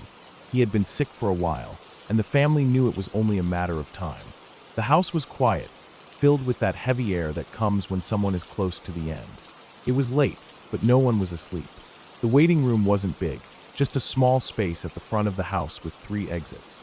One door led into my great-grandfather's room, where my grandmother and other family members were keeping watch. Another door led to the rest of the house. And then there was the front door, the one that opened out into the garden. It was an old, sturdy wooden door. Thick, heavy. The kind that didn't move unless you wanted it to. My auntie and dad sat there in silence, just waiting. There was nothing to say. What could you say at a time like that? The only sounds were the occasional rustling from my great-grandfather's room, the quiet murmurs of my grandmother and the others, and the distant hum of the outside world. Even that was muted. No wind, no movement, just stillness. At some point, my auntie felt cold. It wasn't an ordinary chill, not like the kind you get when a draft sneaks in. It was different. heavy. It settled around her shoulders, and she shivered. She glanced toward the front door, noticing it was slightly ajar. Not much, just open enough that if there had been a breeze, they would have felt it. But there was no breeze. None at all. Still, she didn't like the feeling of it being open, so she got up, grabbed the handle, pulled it shut, and locked it. Then she sat back down. They went back to waiting. The minutes dragged on, slow and suffocating. Time always moves strangely in moments like this. Maybe 5 minutes passed. Maybe 3. My dad said it couldn't have been long, but it felt stretched out. And then, a sound from the bedroom. Not just a sound, a wail. A deep, sorrowful, broken cry from my grandmother. The kind that only comes from pure grief. My great-grandfather was gone. At that exact moment, before my dad or auntie could even process what they had just heard, the front door, the same heavy, locked, sturdy wooden door, flew open. Not in a casual way. Not like a door nudged by a gust of wind. It swung outwards, forcefully, angrily, as if someone had grabbed it, yanked it open, and stormed out. And then, slam. The door swung back, slamming shut with so much force the entire room seemed to shake.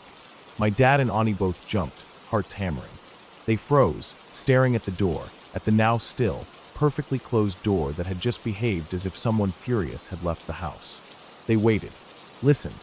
Nothing. No footsteps outside. No movement. No sound of wind or shifting air. Just silence. My dad swears there had been no breeze, not even the slightest shift in the air. The house wasn't drafty. There was no reason for that door to open like that. And the way it moved, so deliberate, so forceful. It was exactly how an enraged person would slam a door behind them. My auntie checked the lock. It was still in place. She had locked it. She was certain of that. Yet somehow it had unlocked, swung open violently, and slammed shut again, all on its own. Neither of them spoke. What was there to say? They just sat there, hearts pounding, until someone came out of my great-grandfather's room, breaking the spell. They never talked about it much after that. There was no explanation that made sense. It wasn't wind. It wasn't a mistake. It wasn't their imagination. It happened. And whatever it was, whatever force, whatever energy, had left the house that night, the moment my great-grandfather passed.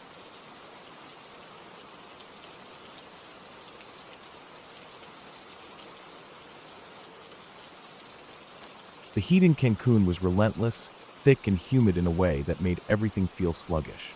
The air clung to my skin as I walked back from the beach, my towel draped over one shoulder, my skin still damp from the ocean. The sun had just begun its slow descent, casting long shadows across the sand, and the smell of salt and sunscreen lingered in the air.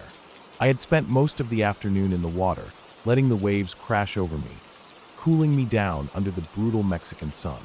Now, though, I was ready to rinse off, change, and find something to eat. My stomach was already twisting with hunger, the thought of grilled seafood and fresh fruit making my mouth water. The apartment was quiet when I stepped inside, the sound of my wet flip-flops slapping against the cool tiled floor echoing through the space. The sliding glass doors to the balcony were open, letting in the faint sound of distant waves and the occasional muffled laughter from the neighboring rooms. The place smelled of warm air and faint traces of cleaning chemicals. I passed through the small living area and went straight to my room, grabbing a fresh set of clothes from my suitcase before making my way to the bathroom. The bathroom was small, the kind you'd expect in a rental apartment.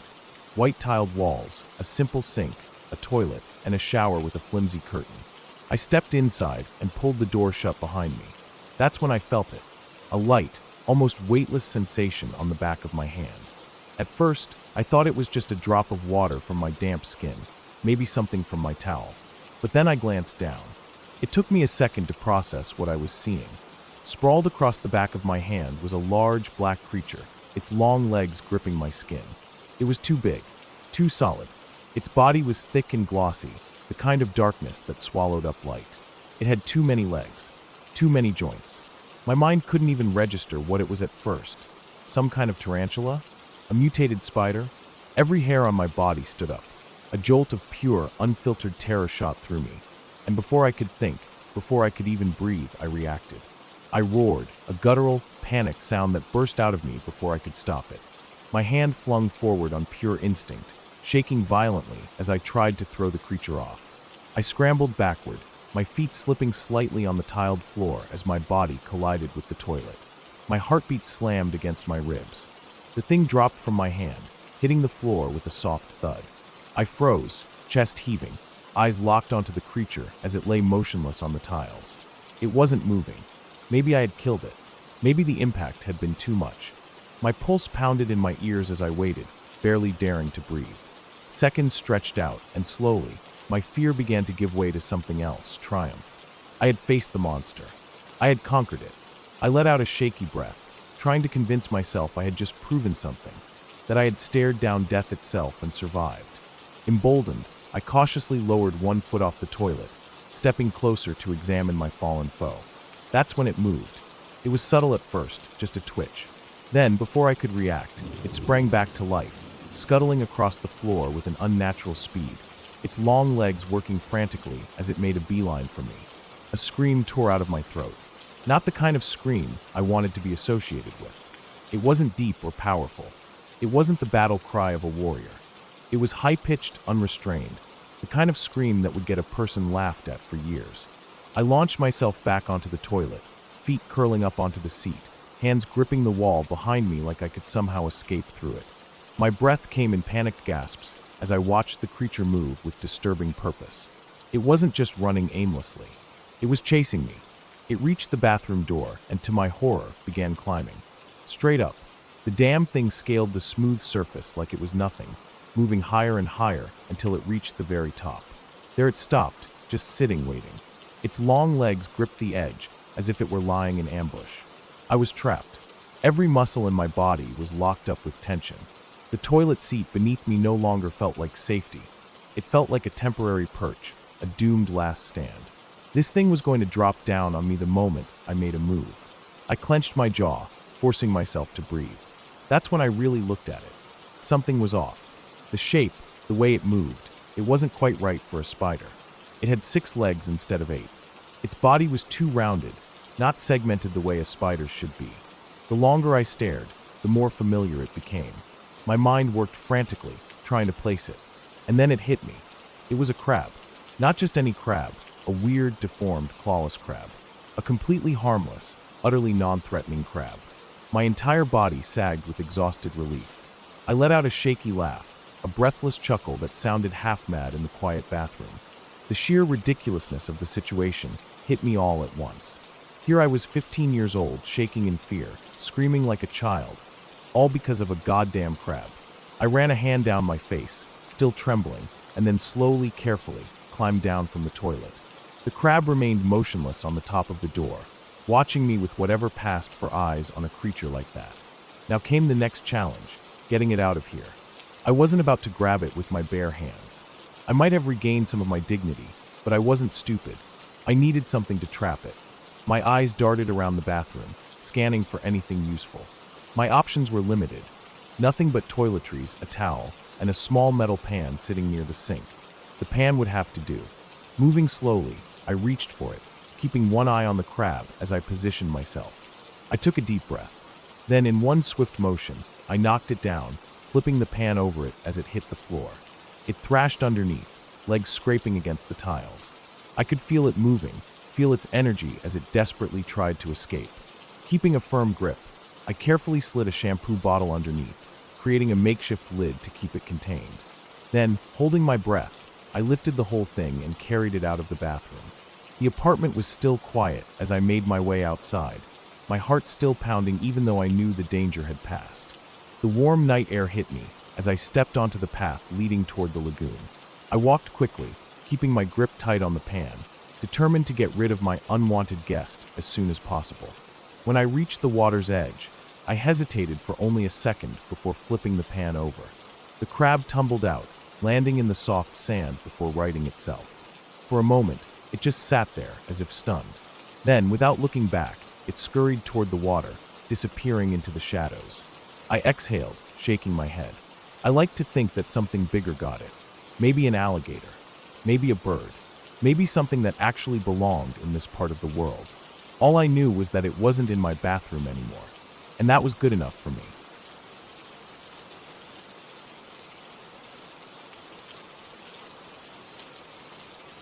When I was 22, I moved in with my boyfriend. We were both poor. Not completely destitute, but poor enough that we lived paycheck to paycheck, counting out crumpled bills at the grocery store and keeping track of every dollar. But poor plus poor still equaled mostly poor. That didn't stop us from being excited, though. We had found a small, one-bedroom apartment in a college town, and it was ours. The first place we could call home together. The apartment wasn't great. It was old, run-down, and the kind of place that had been lived in by dozens of students before us, each leaving behind their own little damages. The walls were caked with thick layers of lead-based paint, so heavy that it felt like they could withstand a bomb blast. The bathroom had no vent, just a single window, right inside the shower.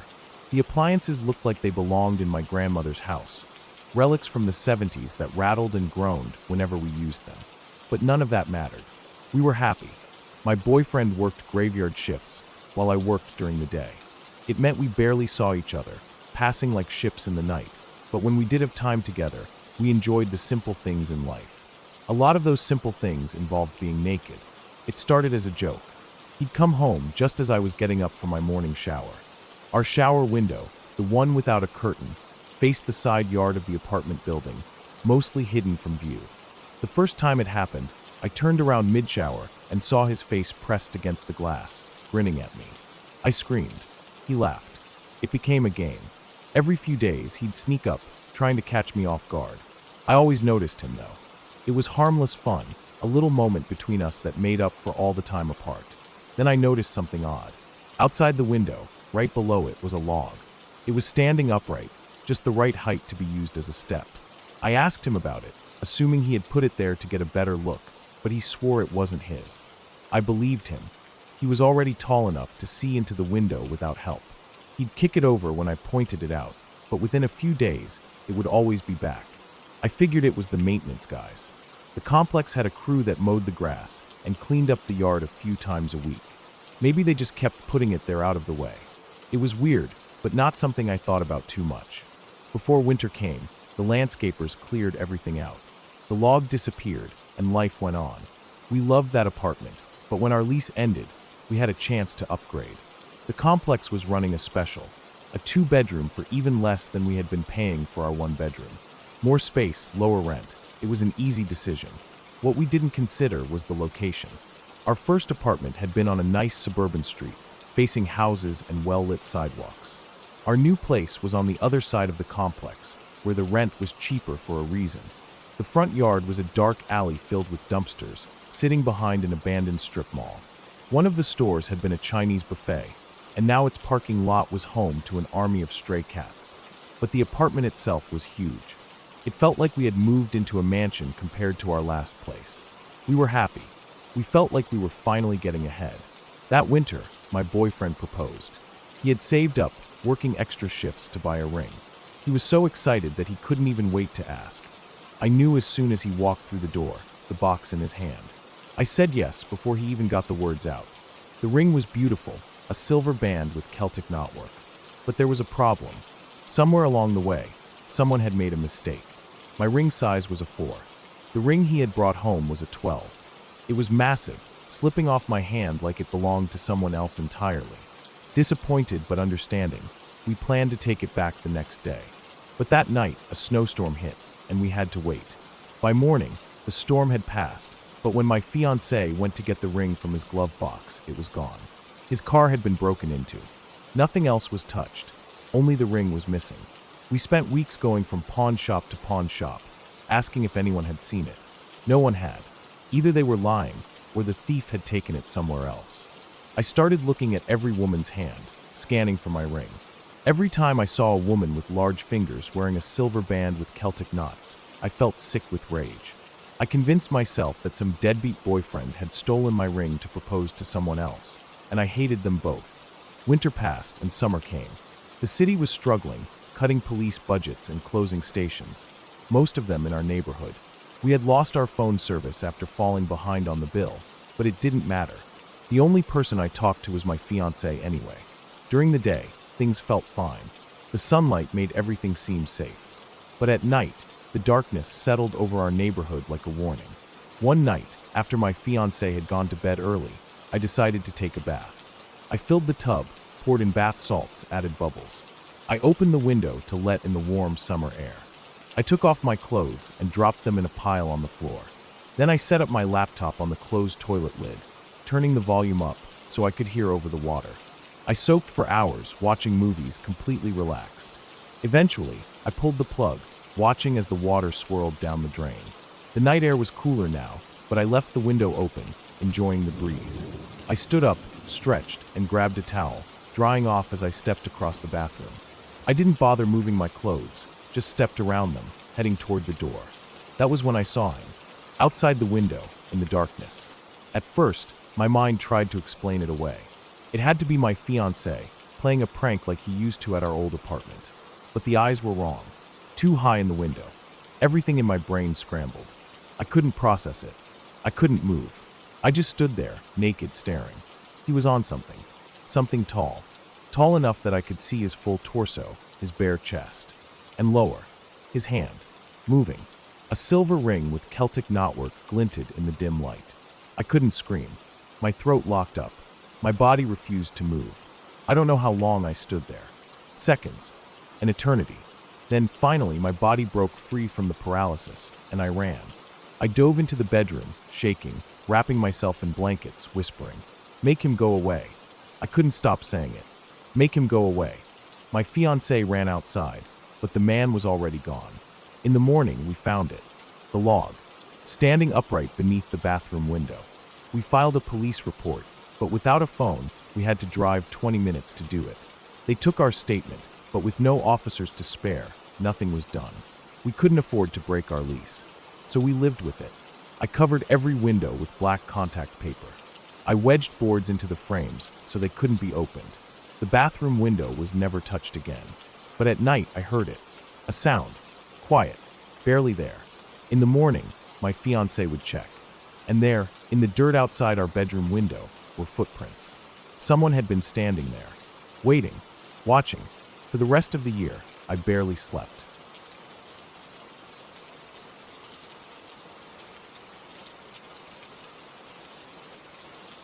I was about 10 or 11 when it happened. I remember the day clearly, even though it was years ago.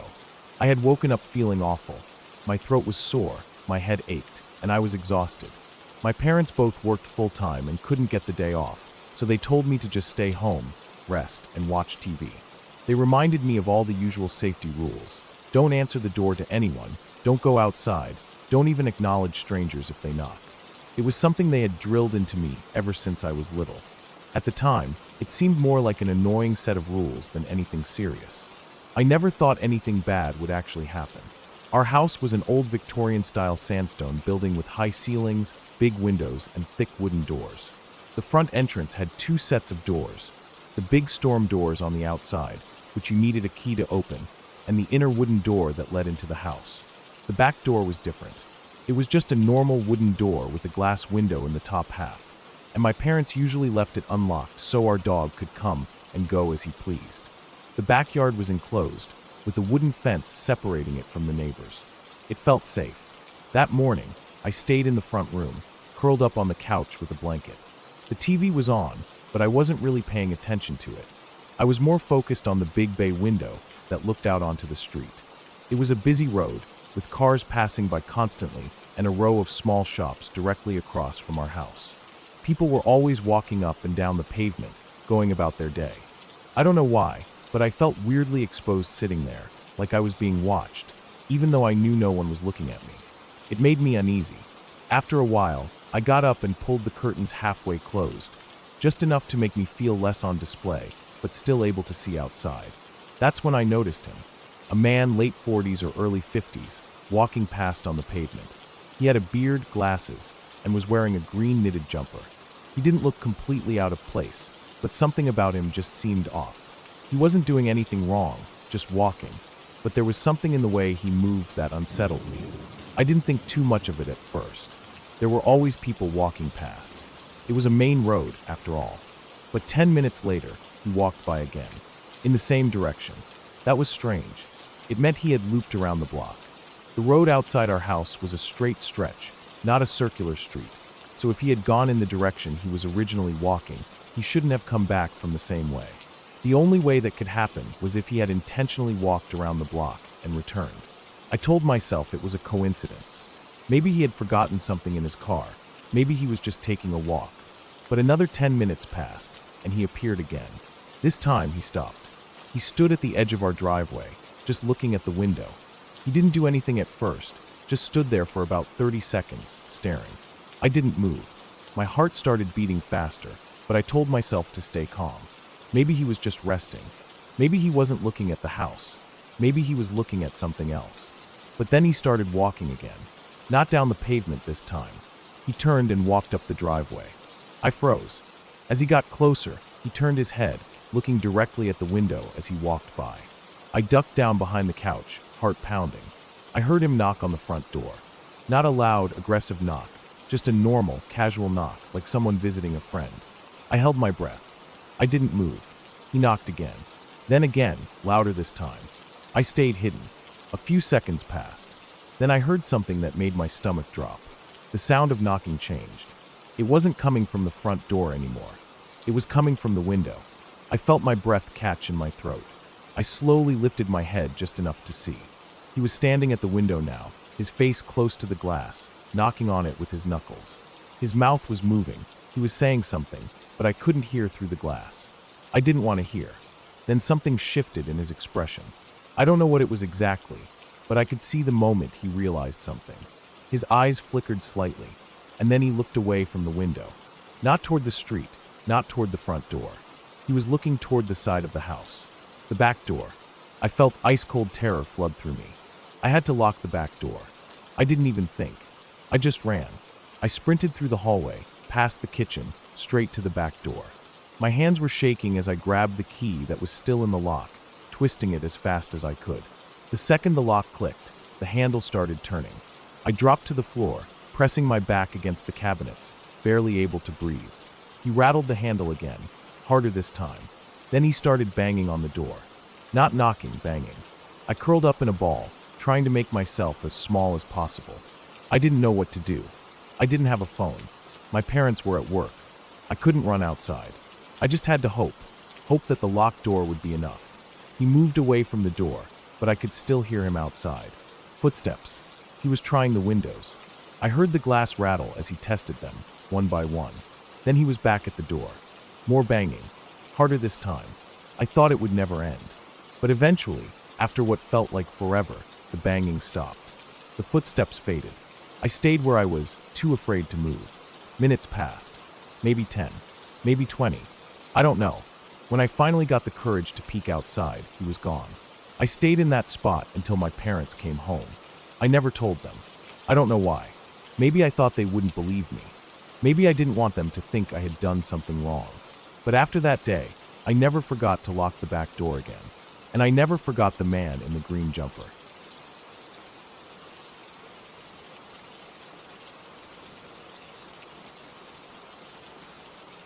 I woke up early that morning, just like I had every day for the past few months. The sun was barely creeping through my blinds, casting a dim orange glow on my bedroom walls. I lay there for a few minutes, staring at the ceiling, feeling that familiar heaviness in my chest. Ever since my grandmother died, things had been different. The house felt quieter, the air heavier.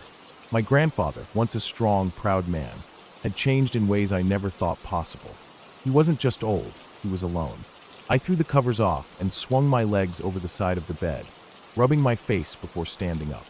My body ached from exhaustion, not because I had done anything strenuous, but because I hadn't been sleeping well. I kept thinking about him, about how much time he had left, about what would happen when he was gone too.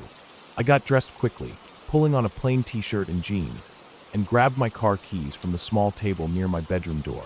The drive to his house was short, 10, maybe 15 minutes, depending on traffic, but I never rushed. I always found myself driving slower than usual when I was on my way there, like part of me was trying to delay the inevitable. I didn't want to face the reality of his loneliness, of his quiet suffering, but I had to. He needed me. And in some way, I think I needed him too. When I pulled up in front of his house, I sat in the car for a moment, staring at the small, single-story home that he and my grandmother had shared for decades. It looked the same as it always had, modest, well-kept, but lifeless without her presence. The front yard was still neatly trimmed, but the flower beds she used to tend were starting to wither. No one had the heart to take care of them after she passed. I stepped out of the car, the gravel crunching beneath my feet as I made my way up the short walkway. The screen door creaked as I pulled it open, and I let myself inside like I always did. The house smelled the same, faintly of old wood, a little bit of dust, and the lingering scent of my grandfather's aftershave. It was comforting in a way, familiar. He was sitting in his usual spot in the living room, the old recliner that had probably been there for 30 years. The television was on, playing some black and white movie he had likely seen a dozen times before. But something was different today. He was smiling. Not just a small, fleeting smile, but a wide, genuine grin that I hadn't seen in months. His eyes, usually clouded with grief and exhaustion, were bright. He looked happy, peaceful, like a weight had been lifted off his shoulders. For the first time since my grandmother's passing, he didn't look lost. I didn't know what to make of it. I had expected to walk in and find him in his usual state, quiet, subdued, tired. But instead, he was beaming, looking at me like he had some kind of wonderful secret. I felt a strange mix of happiness and unease. The day passed like any other. We talked, watched TV, and I helped him around the house. He moved more easily than usual, not needing as much help getting up or walking around. He barely even used his cane. He laughed at things he usually ignored, ate more than he had in weeks. There was an energy in him that I hadn't seen in a long time. It was almost like he was a younger version of himself, like time had reversed just a little. I told myself that maybe he was just having a good day. Maybe, finally, he was coming to terms with my grandmother's death. Maybe the grief was starting to lift, and he was finding a way to move forward. But there was something about the way he carried himself that didn't feel like a man moving forward. It felt like a man who had reached the end of something. The next morning, when I arrived at his house, he was still smiling. He greeted me the same way, with a look of pure contentment, as if he had never been sad at all. It unsettled me in a way I couldn't explain. He had been struggling for months, barely speaking some days, staring off into space with empty eyes. And now, all of a sudden, he was the happiest I had ever seen him. It wasn't normal. I tried to push the feeling away, convincing myself that I was just overthinking it, that I was being paranoid. But the way he moved, the way he looked at me, it was like he was already somewhere else. Like he wasn't fully here anymore. That night, I barely slept. Every time I closed my eyes, I saw his face. That smile, that peaceful, knowing expression. It was wrong. It wasn't the way things were supposed to be. The following morning, I got up earlier than usual. I had an awful feeling in my stomach, a weight pressing down on my chest. I dressed quickly, grabbed my keys, and drove faster than I ever had to his house. When I pulled into the driveway, something felt off. The air was too still, the house too quiet. I hurried up the front steps, pushing the door open without hesitation. The living room was empty. The recliner where he always sat was vacant, the television off. My stomach twisted as I moved toward his bedroom, my footsteps slow and deliberate. The hallway felt longer than usual, stretching on forever as I approached the slightly ajar door. I pushed it open. He was lying in bed, his face still, his hands resting on his chest. His expression was peaceful, just like it had been the past 2 days. His skin was pale, his breathing non-existent. He was gone. I stood there for what felt like an eternity, unable to move, unable to breathe. I had known. Somehow, deep down, I had known. He had known. 2 days ago, he had told me he was going to see my grandmother. And now he had. I don't know how he knew. I don't know what changed in him that made him so certain that his time was coming. But he did. He felt it, accepted it, even welcomed it. And for those last 2 days, he wasn't afraid. He was happy. He was ready. I wasn't. I called the paramedics, though I already knew it was too late. I called my parents, my hands shaking so badly I could barely hold the phone. The rest of that day blurred together. The ambulance, the voices, the people moving in and out of the house. Everyone kept saying how peaceful he looked, how lucky he was to have gone in his sleep. They said it was a blessing. I didn't know what to think. Even now, years later, I still don't. I think about it all the time. The way he smiled, the way he spoke, as if he already knew exactly when he would leave this world. It's disturbing in a way I can't fully describe. Not because he died, but because he knew. Because he had made peace with something I still don't understand. Maybe when the time comes, we all just know. Or maybe There's something waiting for us that we can't see until we're close enough to reach out and touch it. I'll never have the answer, but I'll never forget his smile.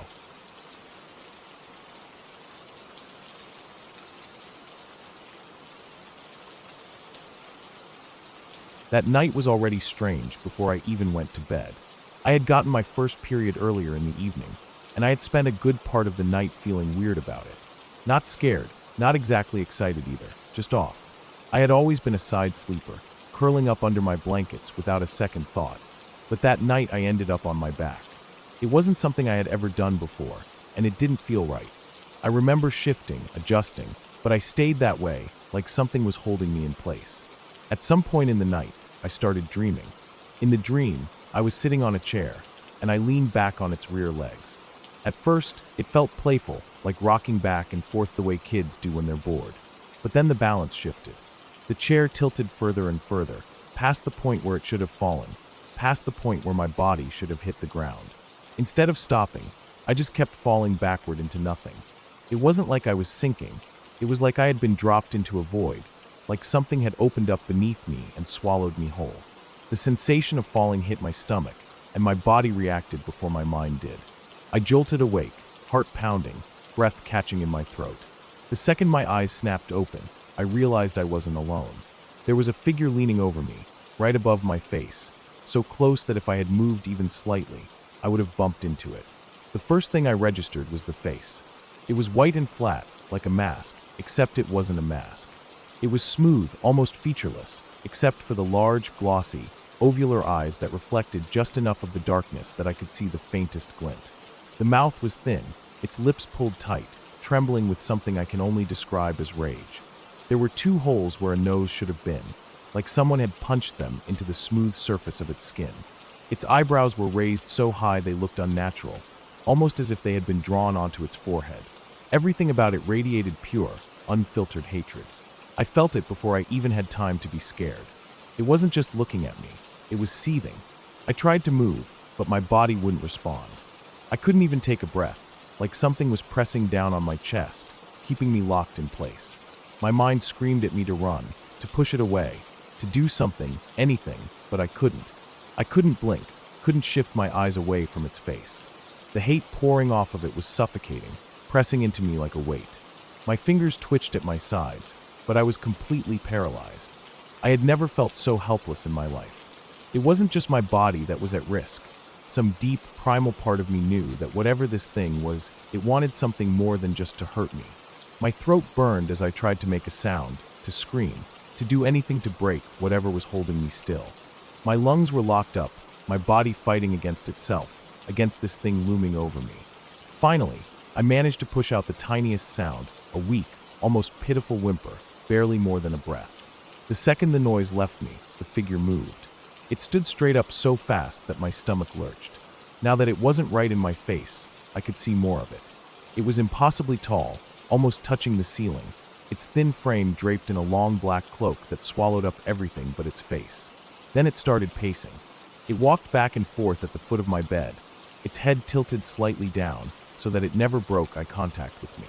The movement was restless, almost agitated. It was frustrated. The hate still radiated off of it in waves, but something was stopping it.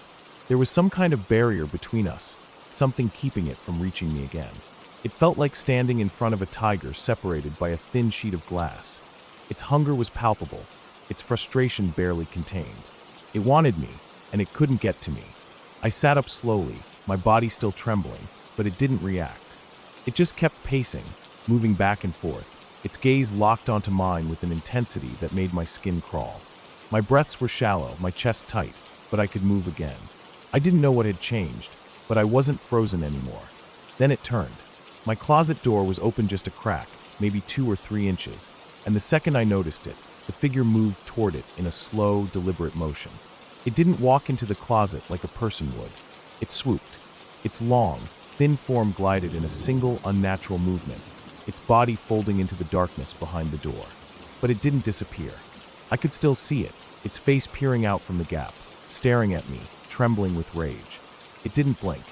It didn't breathe. It just watched. I could feel the pressure in the room shift, like it was waiting for something. And then slowly it faded. It didn't slip into the darkness like a shadow, didn't retreat like a person would. It just ceased to be. 1 second it was there, seething with a hate so strong I could feel it in my bones, and the next it was gone. The room was silent. My body was drenched in sweat, my pulse pounding so hard in my ears that I could barely think. My hands were shaking as I reached for the lamp on my nightstand, fumbling to switch it on. The second the light filled the room, I felt like I could breathe again, but I didn't feel safe. Not even close. I didn't sleep again that night. I left my room, turned on every light in the house, and sat in the living room, wrapped in a blanket with my knees pulled to my chest. Every time I closed my eyes, I saw it. The face, the way it stared, the way it burned with something beyond anger, beyond hunger. I told myself it had been sleep paralysis. That was the logical explanation. I had read about it before, people seeing shadowy figures, feeling like they were being watched, waking up unable to move. It made sense. I forced myself to believe it. I had to.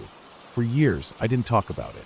I convinced myself it was just a trick of my mind, a hallucination, a dream, something explainable. And then years later, I met a girl. We became friends quickly, talking about everything, sharing stories late into the night. One night, she told me something that made my stomach drop. She had been up late one night, alone in her room, her door open to the hallway. Something in the living room had caught her eye. When she turned to look, she saw a figure standing there. It didn't move, didn't speak, just lifted a hand and beckoned for her to come closer. She looked away, trying to shake the image, but when she looked back, it was still there. When she described it, I felt like I couldn't breathe. I didn't tell her my story first. I didn't say anything. Instead, we each grabbed a sketchbook and drew what we had seen. When she showed me her drawing, I felt my body go cold. It was the same thing. The same flat, white face. The same massive, glassy eyes. The same quivering lips pulled into an expression that radiated something beyond hate. She had never heard my story before. For years, I had told myself it wasn't real, that it was sleep paralysis, that it was my imagination. But if that were true, then how had she seen it too?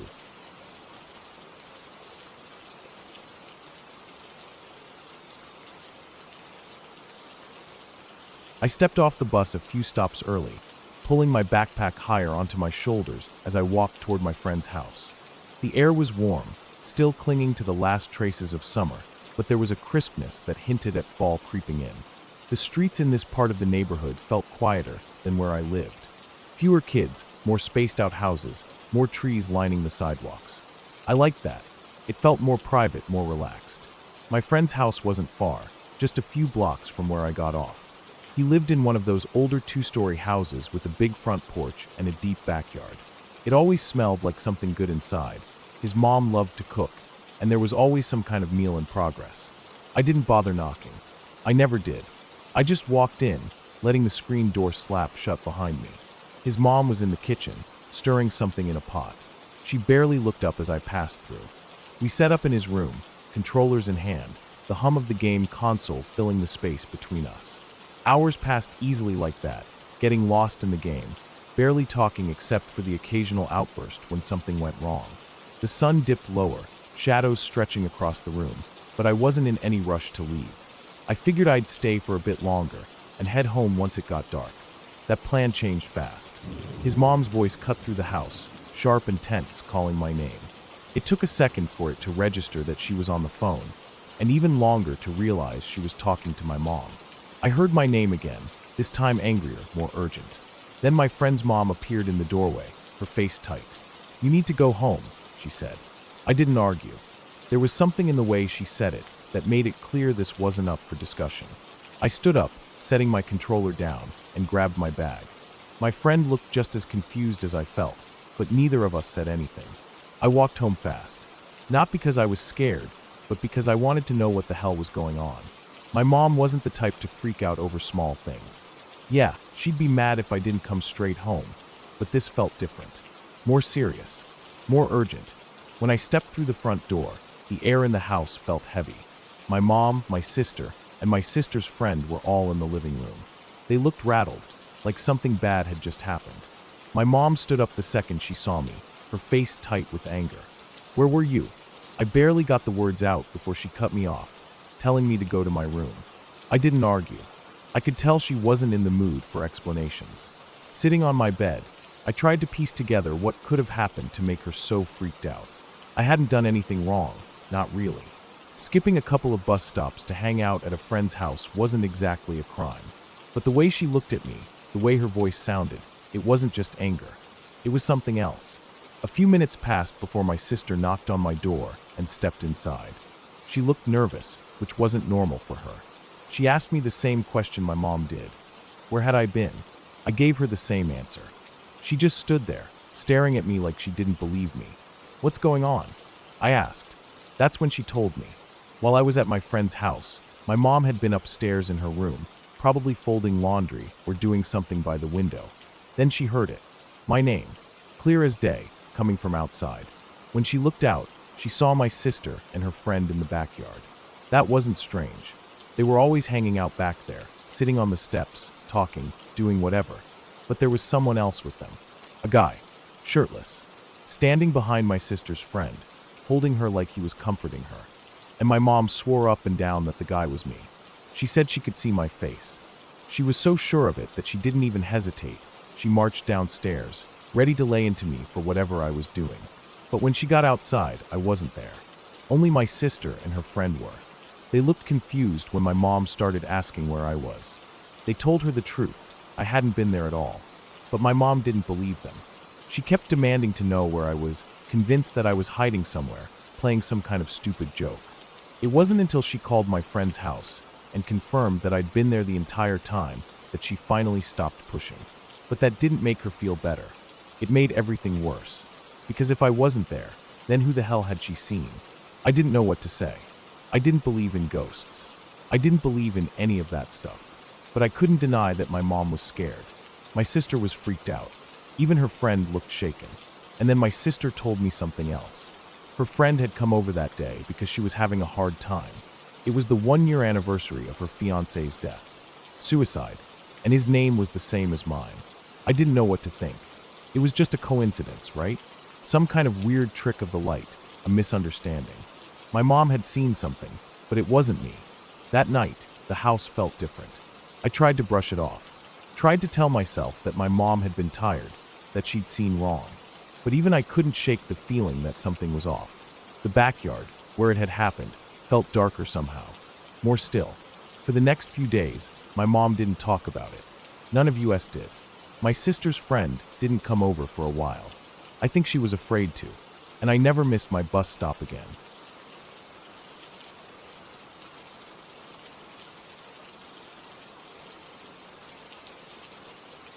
I woke up in the middle of the night to the sound of something moving in my doorway. At first, I thought it was just the house settling, or maybe my grandmother shifting in her sleep beside me. But as my eyes adjusted to the darkness, I saw the clothes hanging from my door frame rustling, as if something was pushing through them. My sleepy brain struggled to process what I was seeing. The movement was slow, deliberate. It wasn't the wind. There was no draft in my room. Then I noticed the legs. They were thin, unnaturally so. The skin was stretched tight over bone, gray and veiny like something long dead. My breath caught in my throat as I saw long, pointed sticks moving through my clothes. Not sticks, fingers. My heart pounded as my eyes finally adjusted, and I saw what was standing in my doorway. He was tall, but hunched over, his back twisted like something had tried to snap him in half, but hadn't finished the job. His arms were too long for his body, his fingers even longer. His skin was completely hairless, and his stomach was round and bloated in contrast to the rest of his skeletal frame. The most disturbing thing was his face. His head was cone-like, stretched upward unnaturally, with huge, lidless eyes that reflected the dim light of the room. His mouth was small, puckered, and moved as if he were sucking on something, though there was nothing there. He wore a strange, torn hospital gown, the fabric barely clinging to his deformed body. He just stood there, staring at me. I tried to scream, to wake up my grandmother, but my throat locked up. I could only manage a raspy breath. My body felt frozen, paralyzed by fear. He kept staring, unblinking. I could see the slight rise and fall of his chest, the way his thin ribs pushed against his skin with each breath. His fingers twitched slightly, still tangled in my clothes. I finally managed to move, shaking my grandmother's shoulder. She was a light sleeper, and as soon as she stirred, I snapped my head back toward the door. He was gone.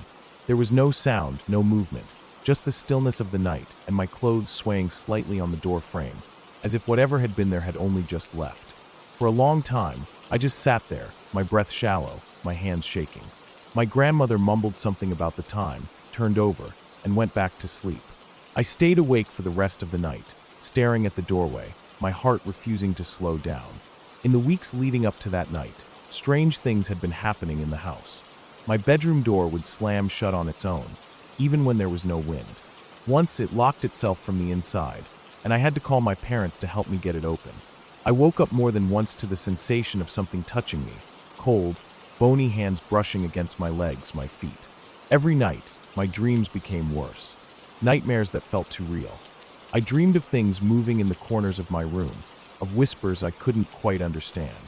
After that night, I told my parents everything. I described the thing I saw in my doorway. Every horrible detail burned into my memory. They didn't dismiss me.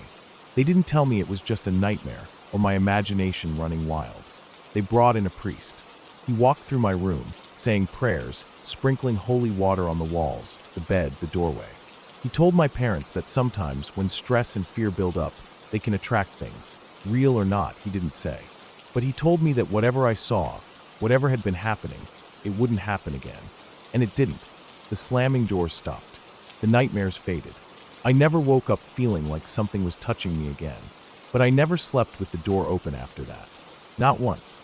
I still don't know if what I saw was real, or if it was something my brain created in a moment of fear, some hallucination brought on by exhaustion and stress.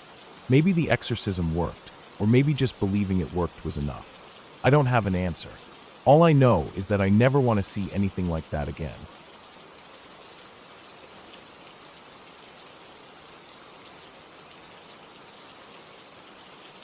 I moved in with my grandparents at the start of my first semester of college.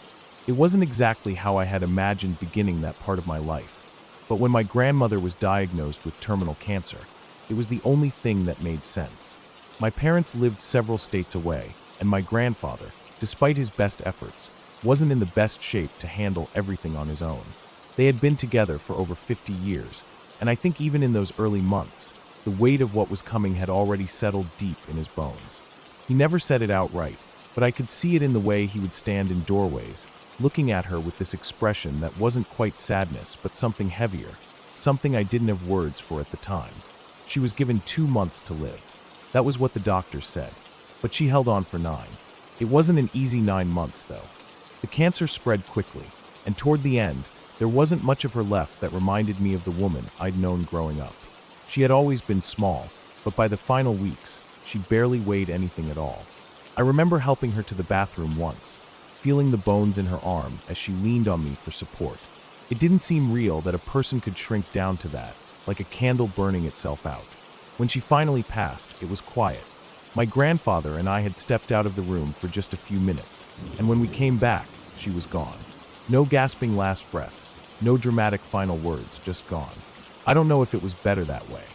I still think about it sometimes, whether she had wanted to be alone in those last moments, or if it had just happened that way by chance. The house felt different afterward, not in an obvious way. I wasn't scared to be there or anything like that, but there was an emptiness to it, like the air was heavier, like it was holding on to something that hadn't fully left yet. My grandfather kept himself busy, always finding something to clean or fix, as if movement could keep him from thinking too much. I tried to do the same, throwing myself into schoolwork, keeping my schedule full, staying out of the house when I could. But some nights, when I was alone, I would see her. It was never direct. I would be in the computer room, the old one with the thick beige monitor and the keyboard that clacked loudly with every keystroke, and I would feel something behind me.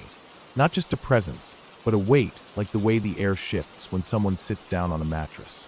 If I turned too quickly, there would be nothing, but if I moved slowly, out of the corner of my eye, I could see the slight dip in the blankets, the suggestion of a person who wasn't there. Other times, it was the hallway. I'd be in the kitchen, getting a glass of water late at night, and I would catch a glimpse of movement in my peripheral vision. A shadow, a figure passing through.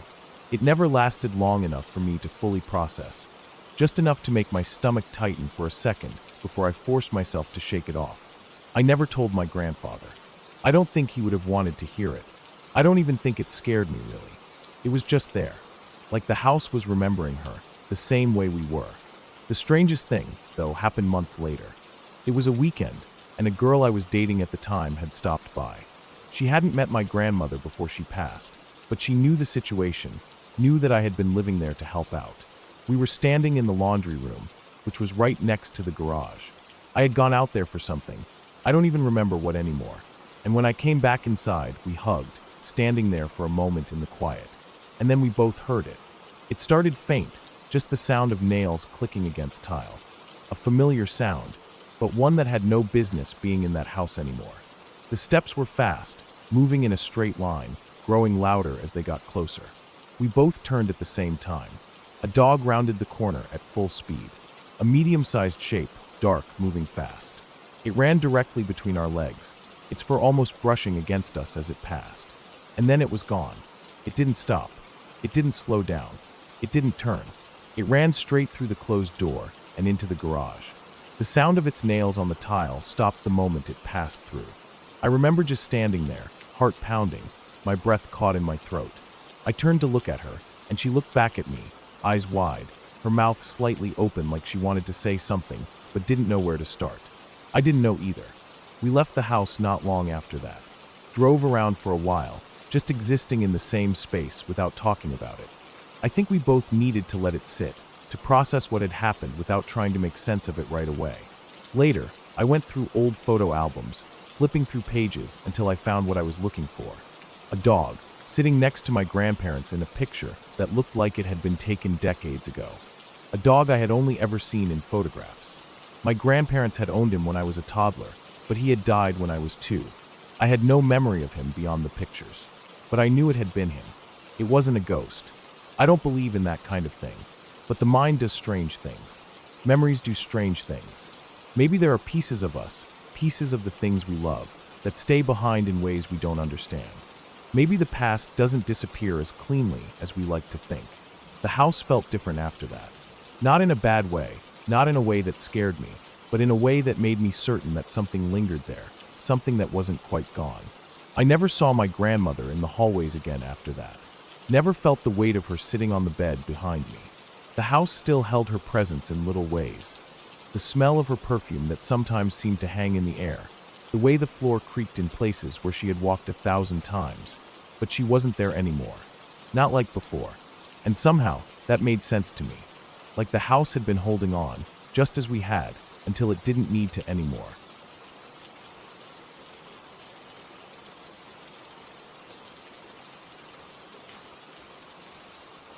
When I was in nursing school, I had already seen a lot of things that stuck with me, but there are a few moments that I can never forget, no matter how many years pass. This is one of them. The patient was an older woman, probably in her late 70s or early 80s.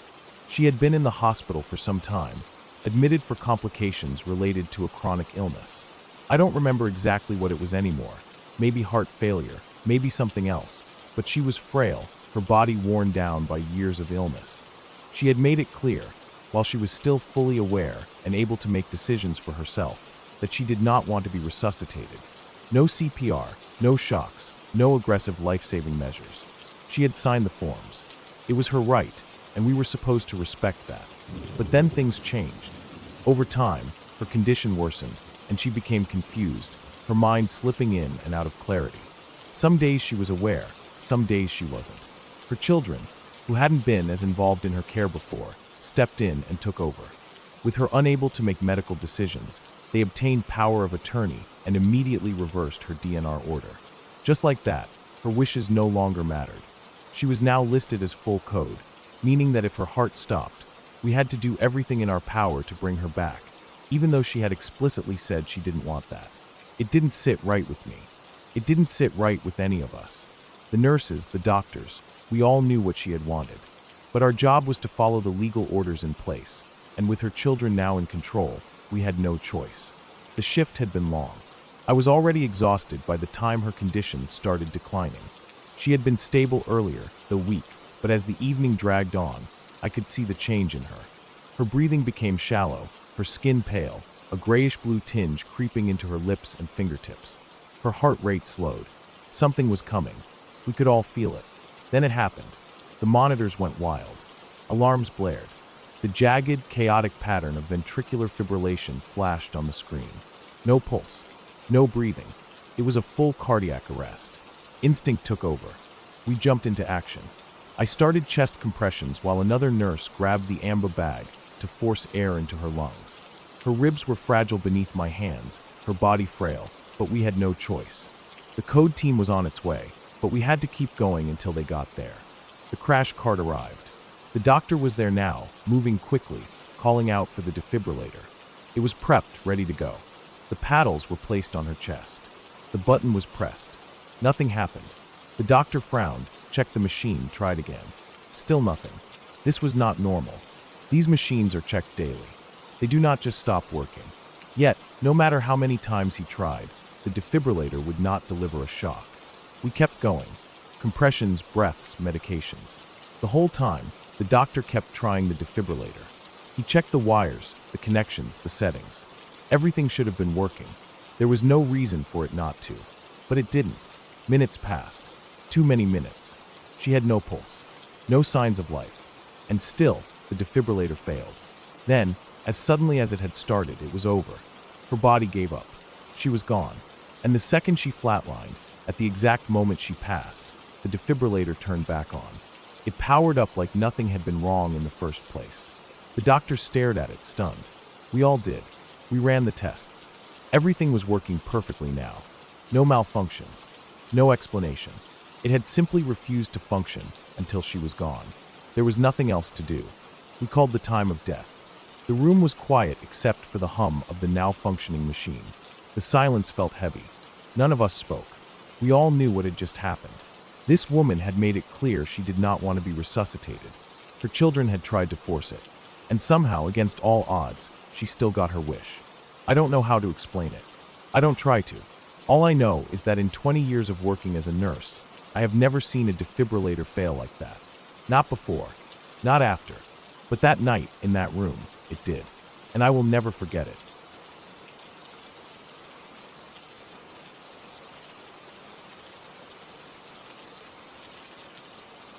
The night was quiet, the kind of silence that comes with living out in the middle of nowhere. I never minded it much. The isolation had its downsides, but I liked the space. No streetlights, no neighbors close enough to bother with, just the long, narrow road stretching out in either direction, swallowed by the dark. It was late, probably past 10, and I was home with my ex. I don't remember what we were doing, watching TV maybe, or just sitting around. The house was dim, the outside world even darker. And then we heard it. A crash. At first, it sounded like any other wreck, just another car failing to take the turn. It happened often enough. That road was a straightaway for miles, then suddenly, without much warning, it curved hard. People drove too fast. They always did. But this wasn't like the usual crashes. It wasn't just one impact. It was a series of them, metal twisting, something heavy hitting the ground. Then again, and again. Not just a single wreck, but many. A sound like destruction, like a machine breaking apart in midair. We grabbed our shoes and ran outside. The night air was cold. It always felt colder when something was wrong. The house sat a short distance from the road, close enough that we didn't have to go far. The smell hit us before we saw anything, burnt rubber, oil, something sharp in the air that stung my nose. Then we saw it. Debris everywhere. For a second, my brain struggled to make sense of it. The truck was unrecognizable, just a smashed-up shape in the road, crumpled metal, pieces of it scattered. The front end was caved in, the roof partially crushed, the bed twisted, the windshield missing entirely. The wheels were still moving, spinning slowly, as if they hadn't yet realized the vehicle was no longer going anywhere. The strangest thing was the sound. The truck's engine was still revving, a deep, rumbling roar that shouldn't have been possible in something so destroyed. Smoke poured from it, thick and choking, making it look like it was on fire. And then there were the bodies. I couldn't see them all at first. It was too dark, and there was too much wreckage. But as I stepped forward, I saw one, a man sitting in the middle of the road. He wasn't moving, at least not in any way that made sense. He just sat there, hunched over, and made this horrible noise. A wailing, keening sound like an animal in pain, but somehow worse. It wasn't quite screaming, not fully crying either. It was something in between, raw and unnatural. It made my stomach turn. His friend was next to him. I couldn't see him clearly, but I knew. He wasn't moving at all. Everything felt slow and unreal. My brain tried to process what I was seeing, but it wasn't working right. The truck must have flipped, I realized, rolling over and over, throwing the men from the cab like rag dolls. That explained the sounds we heard. Not just one crash, but multiple. The truck hitting the ground, then bouncing, then hitting again. I moved without thinking, stepping carefully over shattered glass, broken pieces of metal. My eyes locked onto the man in the road. His body was twisted, but he was alive. His friend wasn't. Then the cops arrived. The blue and red lights slashed through the darkness, flashing across the wreckage, illuminating things I hadn't been able to see before. Blood. So much blood. It was everywhere. The road, the gravel pull-off in front of our house, even the grass at the edges. And pieces, fragments of something I didn't want to identify. I remember standing there, frozen, as the spotlights flicked on. The whole road lit up like it was the middle of the day, and suddenly, everything was too clear. That's when my mind shut down. I don't remember what I saw in that moment, not exactly. I know what was there. I know what had happened. But my brain refused to hold on to the details.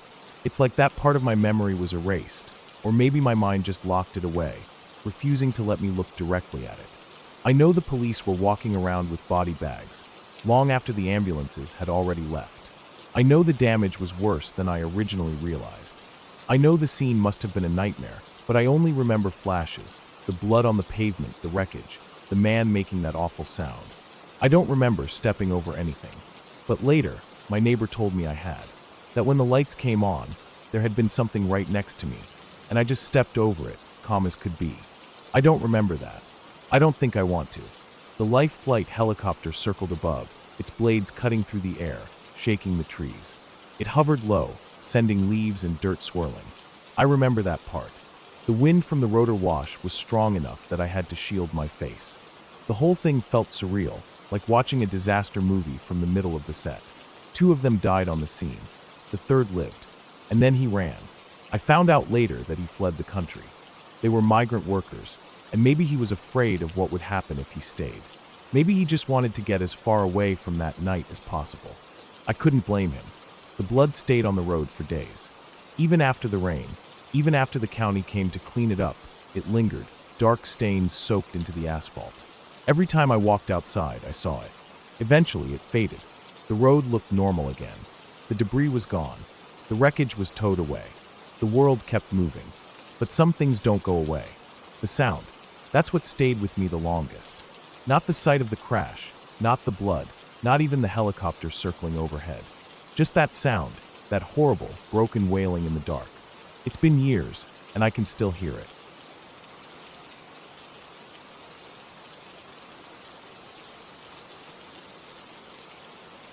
I woke up to sunlight filtering through the blinds, the warmth of my blankets making it hard to pull myself out of bed.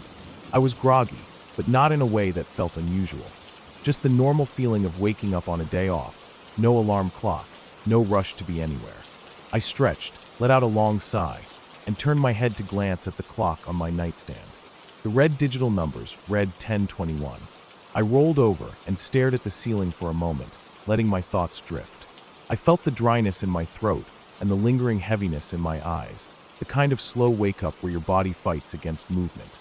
Eventually, I forced myself to get up. My room was slightly cool, the contrast between the air and the warmth of my blankets making me move faster toward the bathroom. The bathroom was warm, the kind of heat that comes from leaving the door closed all night. It smelled faintly of shampoo and the fabric softener from the towels hanging near the shower. I lingered there longer than I needed to, letting the warmth wake me up fully. I used the toilet, washed my hands, and brushed my teeth. My reflection in the mirror looked the same as always, tired eyes, messy hair. I ran a hand through it, smoothing it down, then grabbed some clothes from the rack behind the door. Getting dressed took longer than usual. I was still slow from sleep, and I kept pausing, standing there absently while my mind wandered. I pulled on a shirt, yawned, rubbed my face, then grabbed my phone from the counter before heading back to my bedroom. The moment I picked up my phone, I glanced at the time. It said 10:25.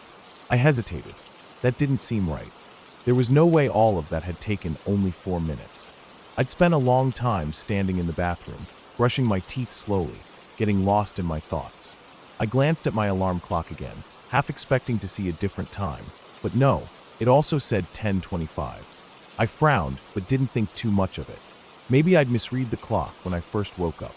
Maybe I'd just been moving faster than I realized. I shrugged it off and headed downstairs. The house was quiet, empty. I liked mornings like this. No pressure to talk to anyone, no need to rush out the door. I walked into the kitchen, the floor cool under my bare feet, and grabbed a glass from the cabinet. The water from the tap was cold, refreshing, and I drank half the glass in one go before setting it down on the counter. I moved automatically, going through the morning routine without thinking. I turned on my PC, waiting for it to boot up, then switched on the TV in the living room, letting the news play in the background. The low hum of voices filled the space, familiar but unimportant. I was hungry, but I didn't feel like making anything complicated. I grabbed the leftover rice from the fridge and went to put it in the microwave. I hit the button to open the door, placed the container inside, and then glanced at the microwave's clock. It said 10:25. I stopped moving. That wasn't right. There was no way it was still 10:25. I had been downstairs for at least a few minutes, turning on the PC, turning on the TV, drinking water, walking around. I pulled out my phone and checked again. 10:25. I turned my head slowly, looking around the kitchen. It felt different now, heavier. Like I was suddenly aware of the silence under the background noise of the TV, of the stillness of the house. I wanted to prove to myself that nothing was wrong. I decided to watch the microwave clock, counting to 60 in my head. If it didn't change, then maybe it was malfunctioning. I started counting, my eyes locked onto the glowing numbers. By the time I reached 20, the numbers shifted. 10:26. I exhaled, not realizing I had been holding my breath. Okay, that made sense. Maybe I had just caught it at the very end of 10:25. Maybe my brain was still waking up, misjudging time. I shook off the unease creeping into my chest and focused on making breakfast. I cracked eggs into a pan, the sizzle loud in the quiet kitchen. I moved automatically, scrambling them, plating them up with the rice. The normalcy of it helped me push away the weird feeling from earlier. Then I sat down at my desk, pulling my chair in, reaching for my mouse. My monitor was on, the clock in the corner of the screen glowing. 10:20. I felt something cold settle into my stomach. That wasn't possible. I grabbed my phone again, checking the time. 10:20. I stared at it. My breathing slowed. My fingers tightened around the phone. Something was wrong. I clicked on the time in the toolbar, opening the little pop-up window that showed the clock's second hand. I watched it tick, waiting for something weird to happen. It moved normally. It ticked from 10 hours 20 minutes and 45 seconds to 10 hours 20 minutes and 46 seconds, then 47, then 48. It didn't hesitate, didn't jump backward, didn't pause. I watched as it passed 10:21, then 10:22. Time was moving normally. I sat there, gripping the edge of my desk, trying to make sense of it. Maybe my phone and PC had both glitched at the same time. Maybe I was remembering the wrong times, making connections that weren't really there. I forced myself to keep going with my morning. I opened the internet, scrolled through some news articles. I tried to act like nothing was wrong. But every time I looked away from the clock, it didn't make sense when I looked back. At one point, my phone said 10:14. A few minutes later, 10:13. Then it jumped back to the 10:20s. It wasn't just the numbers being wrong. It was the way time itself felt. It stretched and compressed, moving at different speeds depending on whether or not I was watching it. If I stared at a clock, it behaved. If I looked away, it lost its grip on reality. I felt a deep unease, something primal and cold, curling up inside me. I didn't know how long this went on. Maybe an hour, maybe longer. I kept checking, testing, waiting for something to make sense. And then at some point, it just stopped. The clock synced again. My phone, my PC, the microwave, the alarm clock upstairs. Everything lined up. Time moved the way it was supposed to. I sat there, staring at the numbers, waiting for them to shift again. But they didn't. Eventually, I forced myself to move on. I ate my food, scrolled through social media, tried to pretend nothing had happened. But I never forgot it. Even now, years later, I can still remember that feeling. The moment I realized something was wrong, the way my stomach dropped when the numbers didn't make sense. I don't know what happened that day. I don't have an explanation. But every now and then, I catch myself glancing at the clock, waiting for time to slip again.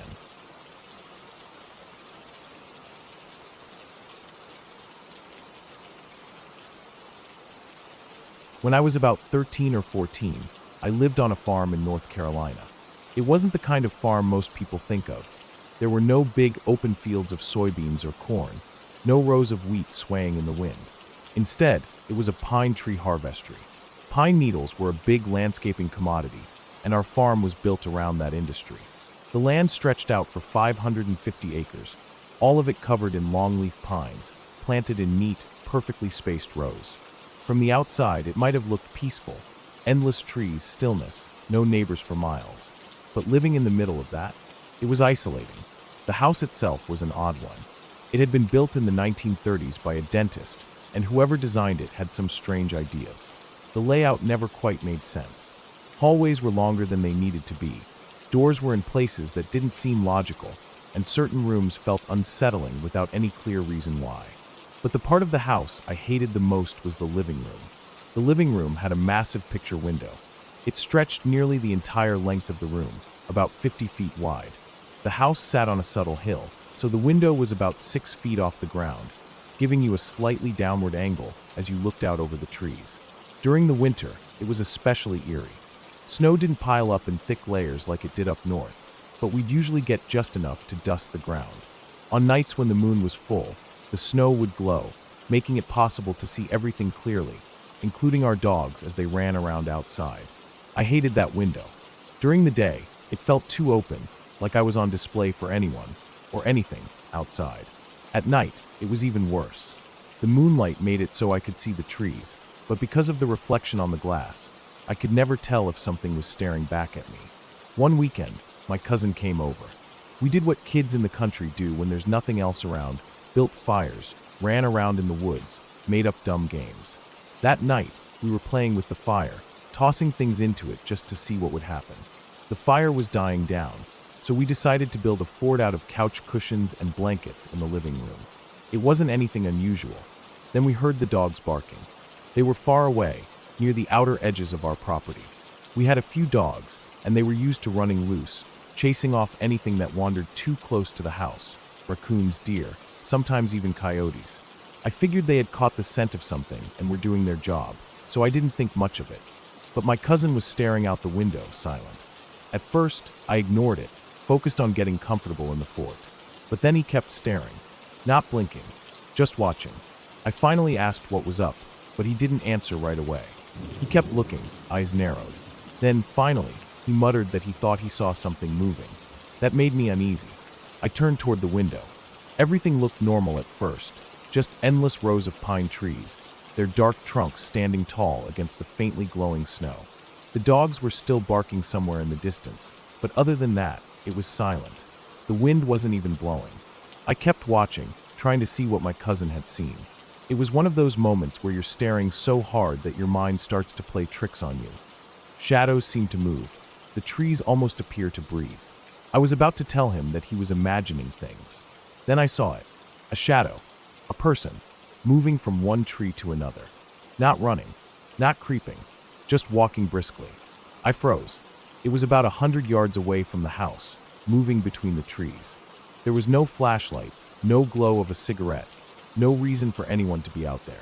My brain scrambled for an explanation. There was none. I tried to convince myself that I hadn't really seen it. Maybe it was the way the moonlight reflected off the snow. Maybe it was just a trick of the eyes. But my cousin had seen it first. And as we kept watching, neither of us saying a word, we saw it again. Another shadow. Another person. 50 feet from the first one. Same movement, just a few strides, then gone behind another tree. This wasn't our imagination. We didn't scream, didn't run. We just sat there, stiff, our eyes locked on the window. The fear didn't hit all at once. It crept in slow, wrapping itself around us like a tightening rope. My mind kept racing, trying to come up with some normal reason for what we were seeing. There wasn't one. For the next half hour, we sat in silence, watching. The figures kept appearing, moving, disappearing, sometimes closer, sometimes further away, never running, never making a sound. I had lived on that land my whole life. I knew every acre. There were no neighbors, no hikers, no lost campers. The land surrounding our farm was owned by federal paper, untouched for miles. No one should have been there. Then one of them stopped moving. For the first time, instead of slipping behind another tree, the figure just stood there, watching. I couldn't see its face, but I knew it was looking at us. Then it started running, not toward another tree, not away from us, toward the house. That's when we lost it. We scrambled off the couch, tripping over blankets and cushions. My cousin was ahead of me, running down the hall to wake my dad. I followed, my legs feeling weak, my breath coming out in short, sharp bursts. We burst into my dad's room.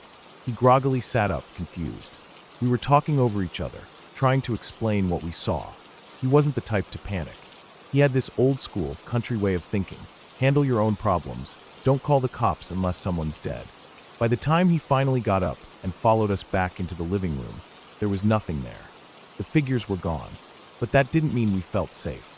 We ran around locking every door and window in the house. Out in the country, we rarely locked up. There was no one around, so it never seemed necessary. But that night, every unlocked door felt like an invitation.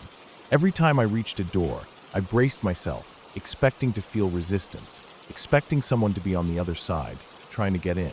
It never happened. Eventually, my dad agreed to sleep in the living room with us, rifle propped against the couch. My cousin and I stayed awake, staring out the window, afraid to even blink. Nothing else happened that night. The next morning, we went outside to look. The footprints were everywhere, between the trees, leading up to the house. And then we saw them, right below the window. Someone had been standing directly beneath it, just 6 feet below us, watching.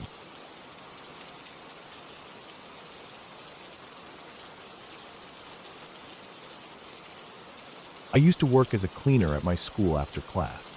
It wasn't a bad job. Mostly just sweeping, mopping, emptying trash cans, wiping down desks. It gave me a little money, and since I was 16, I liked the idea of having my own cash without asking my parents. The downside was that by the time I finished, it was already late, and most of the other students had gone home. The halls would be empty except for a few teachers staying behind to grade papers or finish work. Outside, the streets would be just as quiet. Most kids lived close enough to walk home right after the last bell, so by the time I locked up, the roads were almost deserted. I liked the quiet though. No one in my way, no one bumping into me, no one shouting or laughing or being loud. Just me and my thoughts as I walked home. I don't know when I first noticed the man.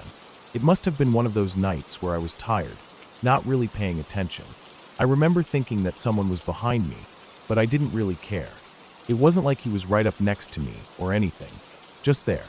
A little too far back to be walking with me, but close enough that I noticed. I glanced over my shoulder once, just out of curiosity, and that's when I saw him. His face was strange. I remember that more than anything. He looked like his skin was fake, like plastic or wax. Too smooth, too unnatural. It stretched wrong around his mouth, and his lips were curved into a smile that was barely noticeable. Subtle, like he wasn't really smiling, just holding his mouth that way.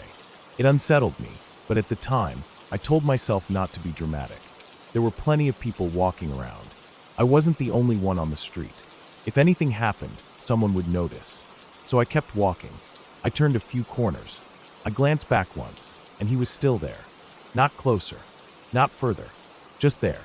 I told myself he just happened to be going the same way. That was normal, right? People lived in the same areas. Maybe he worked late, too. Maybe he had a kid at the school, or was a janitor or something. I had all sorts of rational explanations. And honestly, by the time I got home, I'd forgotten about him. But 2 weeks later, I saw him again. Same place, same time. A little too far back to be walking with me, but close enough that I knew he was there. That same smooth face. That same barely there smile. I walked faster. When I turned onto my street, I checked again. He was gone. After that, I started noticing him every single day. At first, I tried to ignore it. I didn't want to make a big deal out of nothing. I didn't tell my parents because I knew what would happen. My mom would insist on driving me to and from school. My dad would probably freak out and go looking for him. That wasn't cool. I was 16. I didn't need to be babysat. But the more I saw him, the worse it got. Every day he was there. Never right behind me. Never trying to catch up. Just keeping his distance. He never looked away from me. Never stopped walking when I did. I would turn corners, and a few seconds later, there he was. He never got too close, but he also never disappeared until I was home. It started getting to me. I changed my route a few times, taking different streets to see if he'd still be there. And he was. Every single time. It didn't matter which way I went. He was always behind me.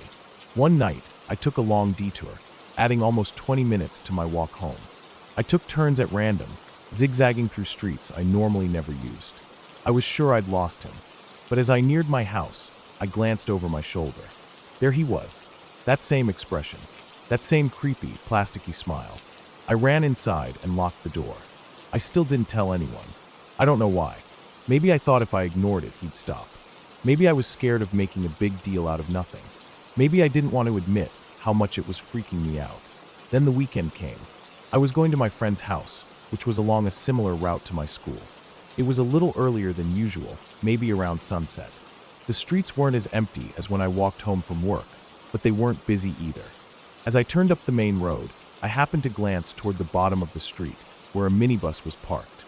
And I swear to God, he was sitting in the driver's seat. I froze. He was staring at me through the windshield, his hands resting on the steering wheel, that same subtle, unnatural smile on his face.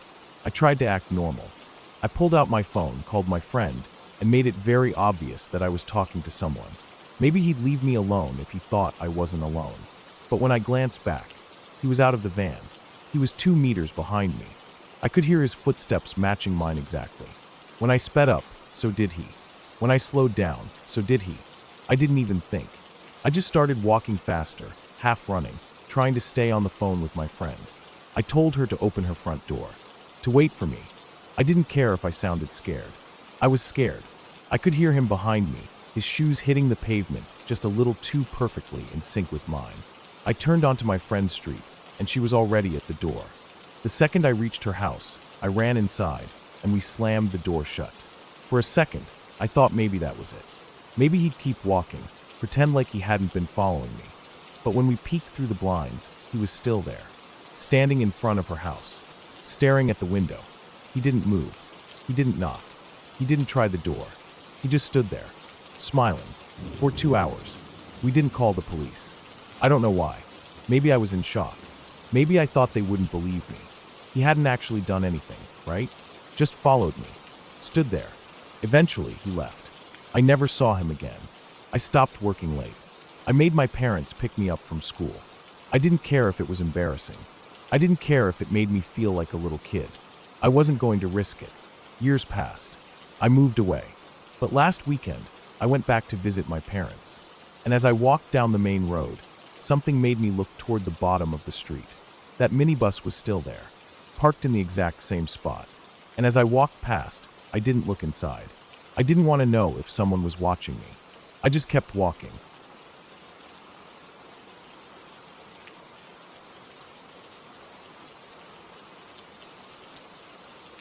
It was mid-afternoon when the call came in. A small aircraft had gone down somewhere in the wooded hills, just outside a neighboring town. The details were scarce at first, just that a plane had disappeared from radar, and the sheriff's department was calling in all available resources for a search and rescue operation. I was part of the county's volunteer SAR team, and as soon as the dispatch came through, I grabbed my gear and headed out. By the time I arrived at the staging area, other responders were already there: sheriff's deputies, paramedics, firefighters, and fellow SAR members. The air was heavy, thick with the kind of tension that only comes with the unknown. No one spoke much, just murmured conversations here and there, the occasional radio crackle cutting through the stillness. The sheriff himself briefed us when we were all gathered. His face was grim, his voice steady but carrying a weight that settled deep in my gut. He told us the aircraft was carrying an elderly couple and their young granddaughter. The words hung in the air like a stone dropping into water. The group fell silent, the weight of what we were about to do pressing down on us. I felt it in my chest, in my bones. I could see it on the faces around me, eyes downcast, jaws clenched, hands gripping gear a little too tightly. No one said it out loud, but we all knew what that meant. It wasn't going to be a rescue. It was a recovery. We set out toward the crash site, moving in groups, using GPS and radio communication to coordinate our approach. The plane had gone down in rough terrain, steep, wooded hills with loose soil, thick underbrush, and trees so densely packed that even in daylight, visibility was limited. It had rained the night before, and the ground was slick, making every step uncertain. As we got closer, the first sign of the crash appeared, a faint, acrid smell of burned fuel and scorched metal drifting through the trees. The smell clung to the back of my throat, mixing with the damp earth and decaying leaves beneath my boots. Then, bits of debris, small, twisted scraps of metal and plastic, scattered among the undergrowth, catching the light in jagged flashes. No one spoke. We pressed on, moving carefully, the silence only broken by the occasional call over the radio or the rustling of leaves underfoot. Then we saw it, or what was left of it. The wreckage was scattered across the hillside, torn apart by the impact.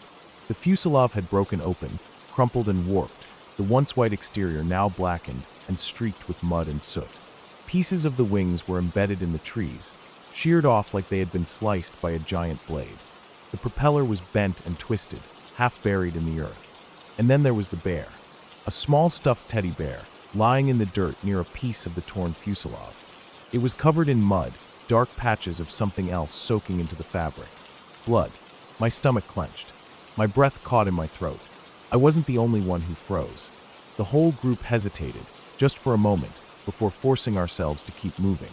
Our team lead turned to us, his voice steady but quiet, telling us that if anyone wasn't comfortable, they could step back. No judgment, no shame. Some things were too much for some people. Half the team stayed back.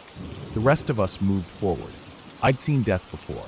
As an EMT, I'd worked accident scenes, responded to overdoses, been there when someone took their last breath. I thought I was prepared, but nothing prepares you for something like this. The bodies were still strapped into their seats, though the seats themselves had been thrown from the wreckage. The older couple had been in the front, the grandfather still gripping the yoke, though his hands were slack, lifeless.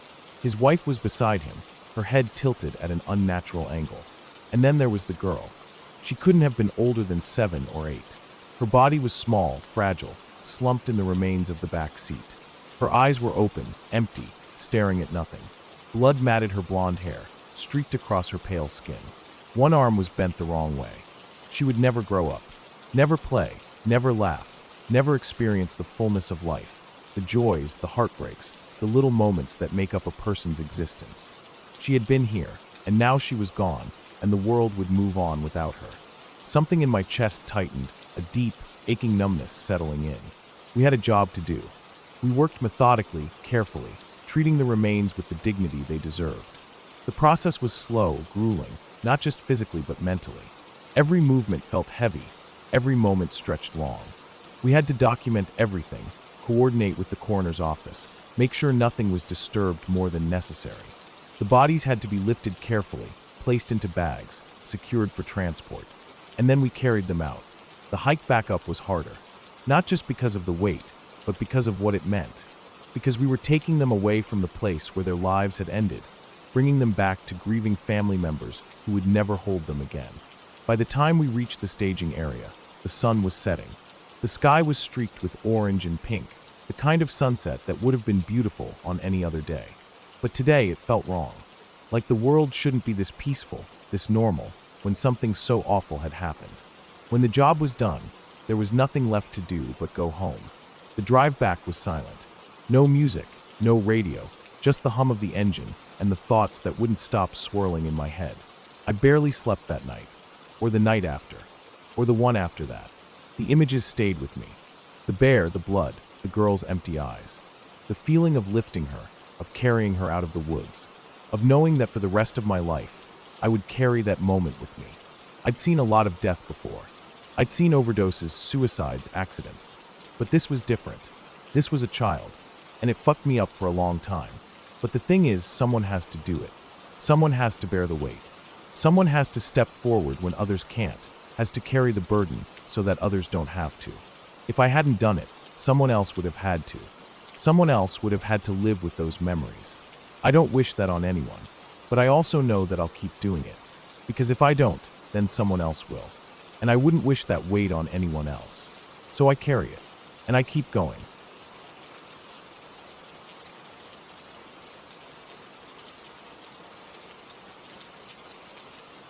I don't tell this story to people, not because I think they won't believe me, but because I don't like remembering it.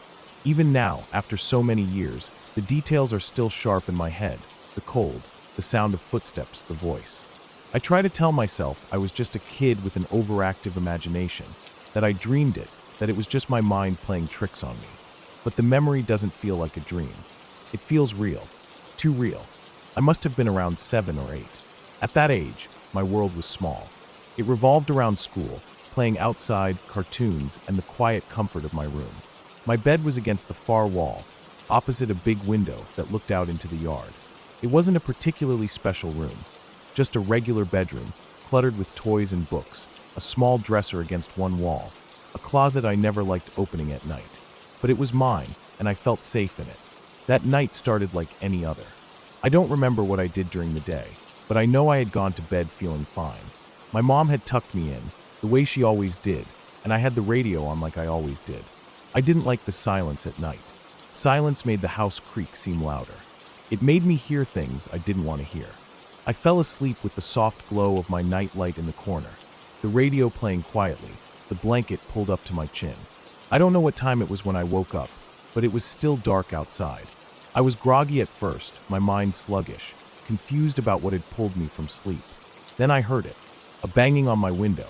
At first, I thought it was the wind. It had to be. Maybe a tree branch knocking against the glass. Maybe something had fallen outside. I didn't move, didn't sit up, just lay there, blinking into the darkness. I told myself it was nothing. Then I heard footsteps. Not outside. Inside. Soft, slow steps, circling the room. The floor was carpeted, so it wasn't the sound of shoes clicking against wood. It was more of a faint, rhythmic pressure. Just enough to notice. Just enough to be wrong. I lay completely still, my heart suddenly pounding so hard I could feel it in my throat. I tried to convince myself it was just the house settling. That's what adults always said when houses made noises at night. Houses settle, they creak, they shift. But this wasn't a creak. This was movement. Deliberate. Constant. I had a big enough space in my room for someone to walk in a circle. That's exactly what it sounded like.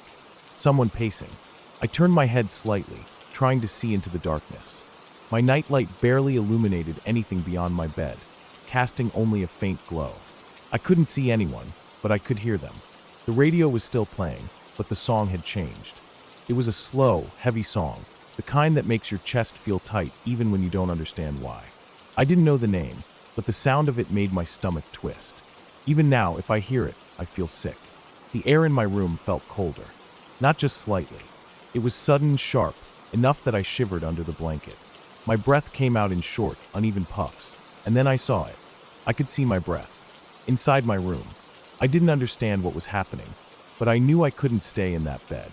Every instinct in my body screamed at me to run. I made myself move, throwing off the blanket and swinging my legs over the side of the bed. My feet hit the floor, and I felt the carpet, but I barely noticed because the cold wrapped around me like a fist. It was so sharp that it felt like stepping outside in the dead of winter without a jacket. I bolted. My parents' room was down the hall. I had to pass through the space where I'd heard the footsteps. The moment I crossed it, the cold got worse, a wave of it washing over me so strong that I felt frozen in place for just a second. And in that second, I heard it. A voice, right next to my ear. I'm lost. I didn't think. I didn't look. I just ran. I ran down the hall, my feet barely touching the ground, my breath coming in panicked gasps. My parents' door was open just a crack, and I shoved it wide, diving inside. I didn't stop. I crawled under their bed, curling into a ball, my whole body shaking. I squeezed my eyes shut, tried to breathe, tried to stop myself from crying. I don't know how long I lay there, but eventually exhaustion won. My body gave up before my fear did, and I fell asleep. When I woke up, the sun was up. The light poured through my parents' window, turning the room warm and golden. For a long time, I just lay there, staring at the dust motes floating in the sunlight. I could hear my mom in the kitchen, the distant sound of the TV in the living room. Everything was normal, but I didn't feel normal. I crawled out from under the bed, my muscles stiff, my head aching. My parents were already awake, getting ready for the day. They didn't seem to notice anything was wrong. I wanted to tell them. I wanted to say something, to ask if they had heard anything in the night. But I didn't, because what would I say? That I heard footsteps in my room? That I felt something cold? That I heard a voice? They would have told me it was just a dream, that it was nothing, so I didn't say anything. But I never slept in that room the same way again. I kept the door cracked open at night after that. I kept the blanket pulled tight around me. And for a long time, I refused to look at my window after dark. I never heard the voice again. I never felt that cold again. But even now, all these years later, if I hear that song on the radio, I feel like I'm back in that bed, frozen in the dark, hearing footsteps where there shouldn't be any.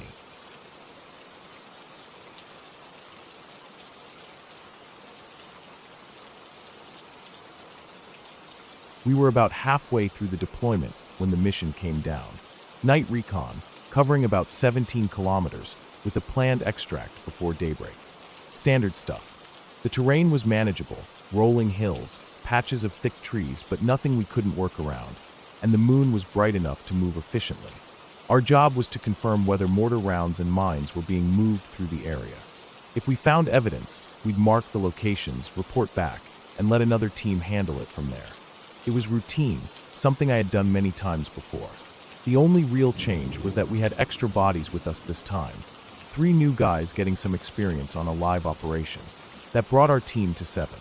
More people meant more to keep track of, but it also meant an extra set of eyes in case something went wrong. I took rear security, as usual. Elle was just ahead of me, covering my blind spots.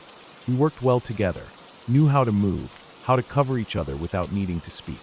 The new guys were sandwiched between the veterans, keeping them in check and making sure they weren't dragging their feet. The first stretch of the mission was uneventful. We moved fast, covering ground efficiently. The silence of the night was familiar, comforting in a way. The only sounds were the occasional rustling of dry grass beneath our boots, the soft creak of our gear shifting as we moved. We weren't expecting to run into anyone, but that didn't mean we let our guard down. Every few meters, I'd glance back, scanning the terrain for anything out of place. Shadows stretched long under the moonlight, making the landscape look almost unreal at times, but nothing moved. By the time we had covered 10 kilometers, it was time to start heading toward our extraction point. We regrouped briefly, did a quick check of gear and supplies, then continued. We needed to cross a large hill before dropping down into an area near a village. Not too close, but close enough that we had to be mindful of potential movement. I was the last to move out after the regroup. Just as I was about to start moving, I heard something. A noise, maybe 50 meters off in the trees. A rustling, too deliberate to be the wind. I froze. I wasn't the only one. Elle had stopped too. He had heard it. The others kept moving. The new guys weren't in the habit of checking their 6 every few meters, so they didn't notice we had fallen behind. That was fine. I wasn't worried about catching up. What mattered was figuring out what had made that sound. Probably just a deer. That was the logical assumption. Plenty of wildlife in the area. But something felt off. Elle and I moved forward using a bounding technique, one covering while the other moved. The noise continued, low and steady, just at the edge of my hearing. I told Elle to push ahead, to catch up to the others. I stayed back, watching, listening. Then, about 15 meters in front of me, the trees shifted. Not the wind. Something moving. I dropped to a crouch, slowing my breathing. The night was still. I waited. 2 minutes passed. Nothing. No more sound. No movement. Then slowly, my team started moving in from the sides. Elle had gotten to them and brought them back to sweep the area. We surrounded the spot where I had seen the trees move. Closed in, ready. Nothing. No tracks. No footprints. No sign that anything had been there at all. Just empty ground and still trees. The others gave us shit for it, laughing about how we had spooked ourselves. Good-natured, but I didn't care. Something had been there. I just didn't know what. We kept moving. After another 2 kilometers, we reached an orchard. The trees were spaced apart, making it easier to move through without too much noise. The moonlight filtered through the branches, casting strange shadows on the ground. It was bright enough that we could see well, but that almost made it worse. Things that should have been solid looked distorted, shifting as the breeze moved the leaves. I was the last to enter, and then I heard it again. Not rustling, not movement, laughter, a little girl giggling. I went cold. I wasn't the type to imagine things. I knew the sounds of the night, the way noise carried over distances, the tricks the wind could play on your ears. But this wasn't something my mind would make up. Ahead of me, El was already moving through the orchard, keeping a steady pace. He had taken off an extra 20 meters this time and was waiting for me to catch up. I forced myself forward, moving between the trees, scanning the darkness for any sign of what I had heard. Then my eyes landed on one of the trees. There was something in the knots of the bark, a pattern that looked almost like a face. I squinted, adjusting my vision, trying to convince myself it was just a trick of the light. Then the face moved. A little girl. She turned toward me, smiling.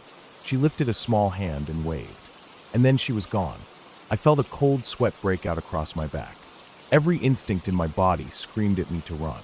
But I stayed frozen, staring at the empty bark of the tree, trying to make sense of what I had just seen. I couldn't. I turned and sprinted toward El. Caught up to him, kept moving. I didn't look back. I didn't say a word. We hit our extract and left. 2 weeks passed. I was assigned to provide security for a team of combat engineers clearing a minefield near a village. A necessary job. Kids walked through that area every day, completely unaware of the danger beneath their feet. I spent the mission covering the engineers while they worked, keeping an eye on the surroundings while they set charges to detonate the mines in place. When I got back, the others were already in the barracks. Laughter filled the room as I stepped inside, but El wasn't laughing. One of the guys turned to me, grinning. "Hey man, El says he isn't going on patrol with us anymore in your favorite spot." I didn't respond, just sat down and started taking off my boots. A few days later, El and I were assigned to another task, babysitting some scouts. We didn't talk much at first, but eventually, as we sat watching the tree line, he spoke. "What did you see that night?" I didn't answer at first, just shrugged. "I don't know. Just my imagination getting the better of me." He was quiet for a long moment. Then he said, "I know you saw her." My stomach dropped. I saw her too. I turned to look at him. "Tell me I'm not crazy." I felt numb. "You're not crazy." He hesitated, then asked, "Where did you see her?" I swallowed hard. "Inside a tree." He exhaled sharply, his face tense. "I saw her inside a tree too." Neither of us said anything after that, and we never spoke about it again.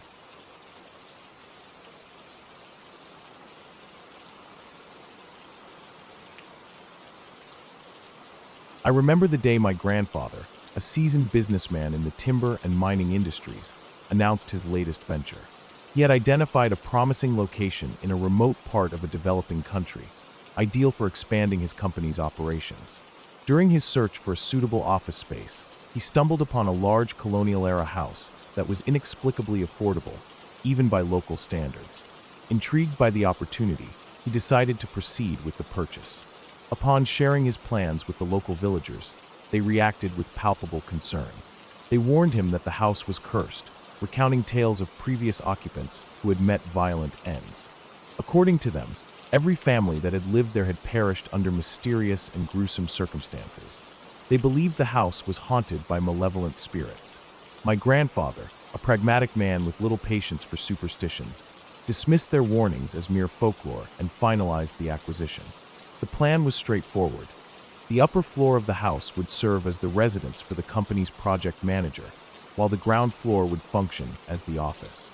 A seasoned employee, along with his wife and 3 young children, was assigned to relocate and oversee the establishment of the new branch. Initially, communication with the family was regular. They reported settling in well, adapting to the new environment, and making progress with the office setup. However, as weeks turned into months, their updates became sporadic before ceasing altogether. Given the remoteness of the location and the unreliable infrastructure, my grandfather wasn't immediately alarmed. He assumed technical issues were to blame for the communication breakdown. After an extended period without any contact, concern began to mount. My grandfather reached out to the local authorities, requesting them to check on the family. What they discovered was beyond anyone's worst nightmares. The entire family was found dead. The scene was horrific. All 5 members had been brutally hacked to death with a machete. The father appeared to have attacked his wife and children before turning the weapon on himself. The violence was so extreme that the room was drenched in blood. Even the ceiling bore the gruesome marks.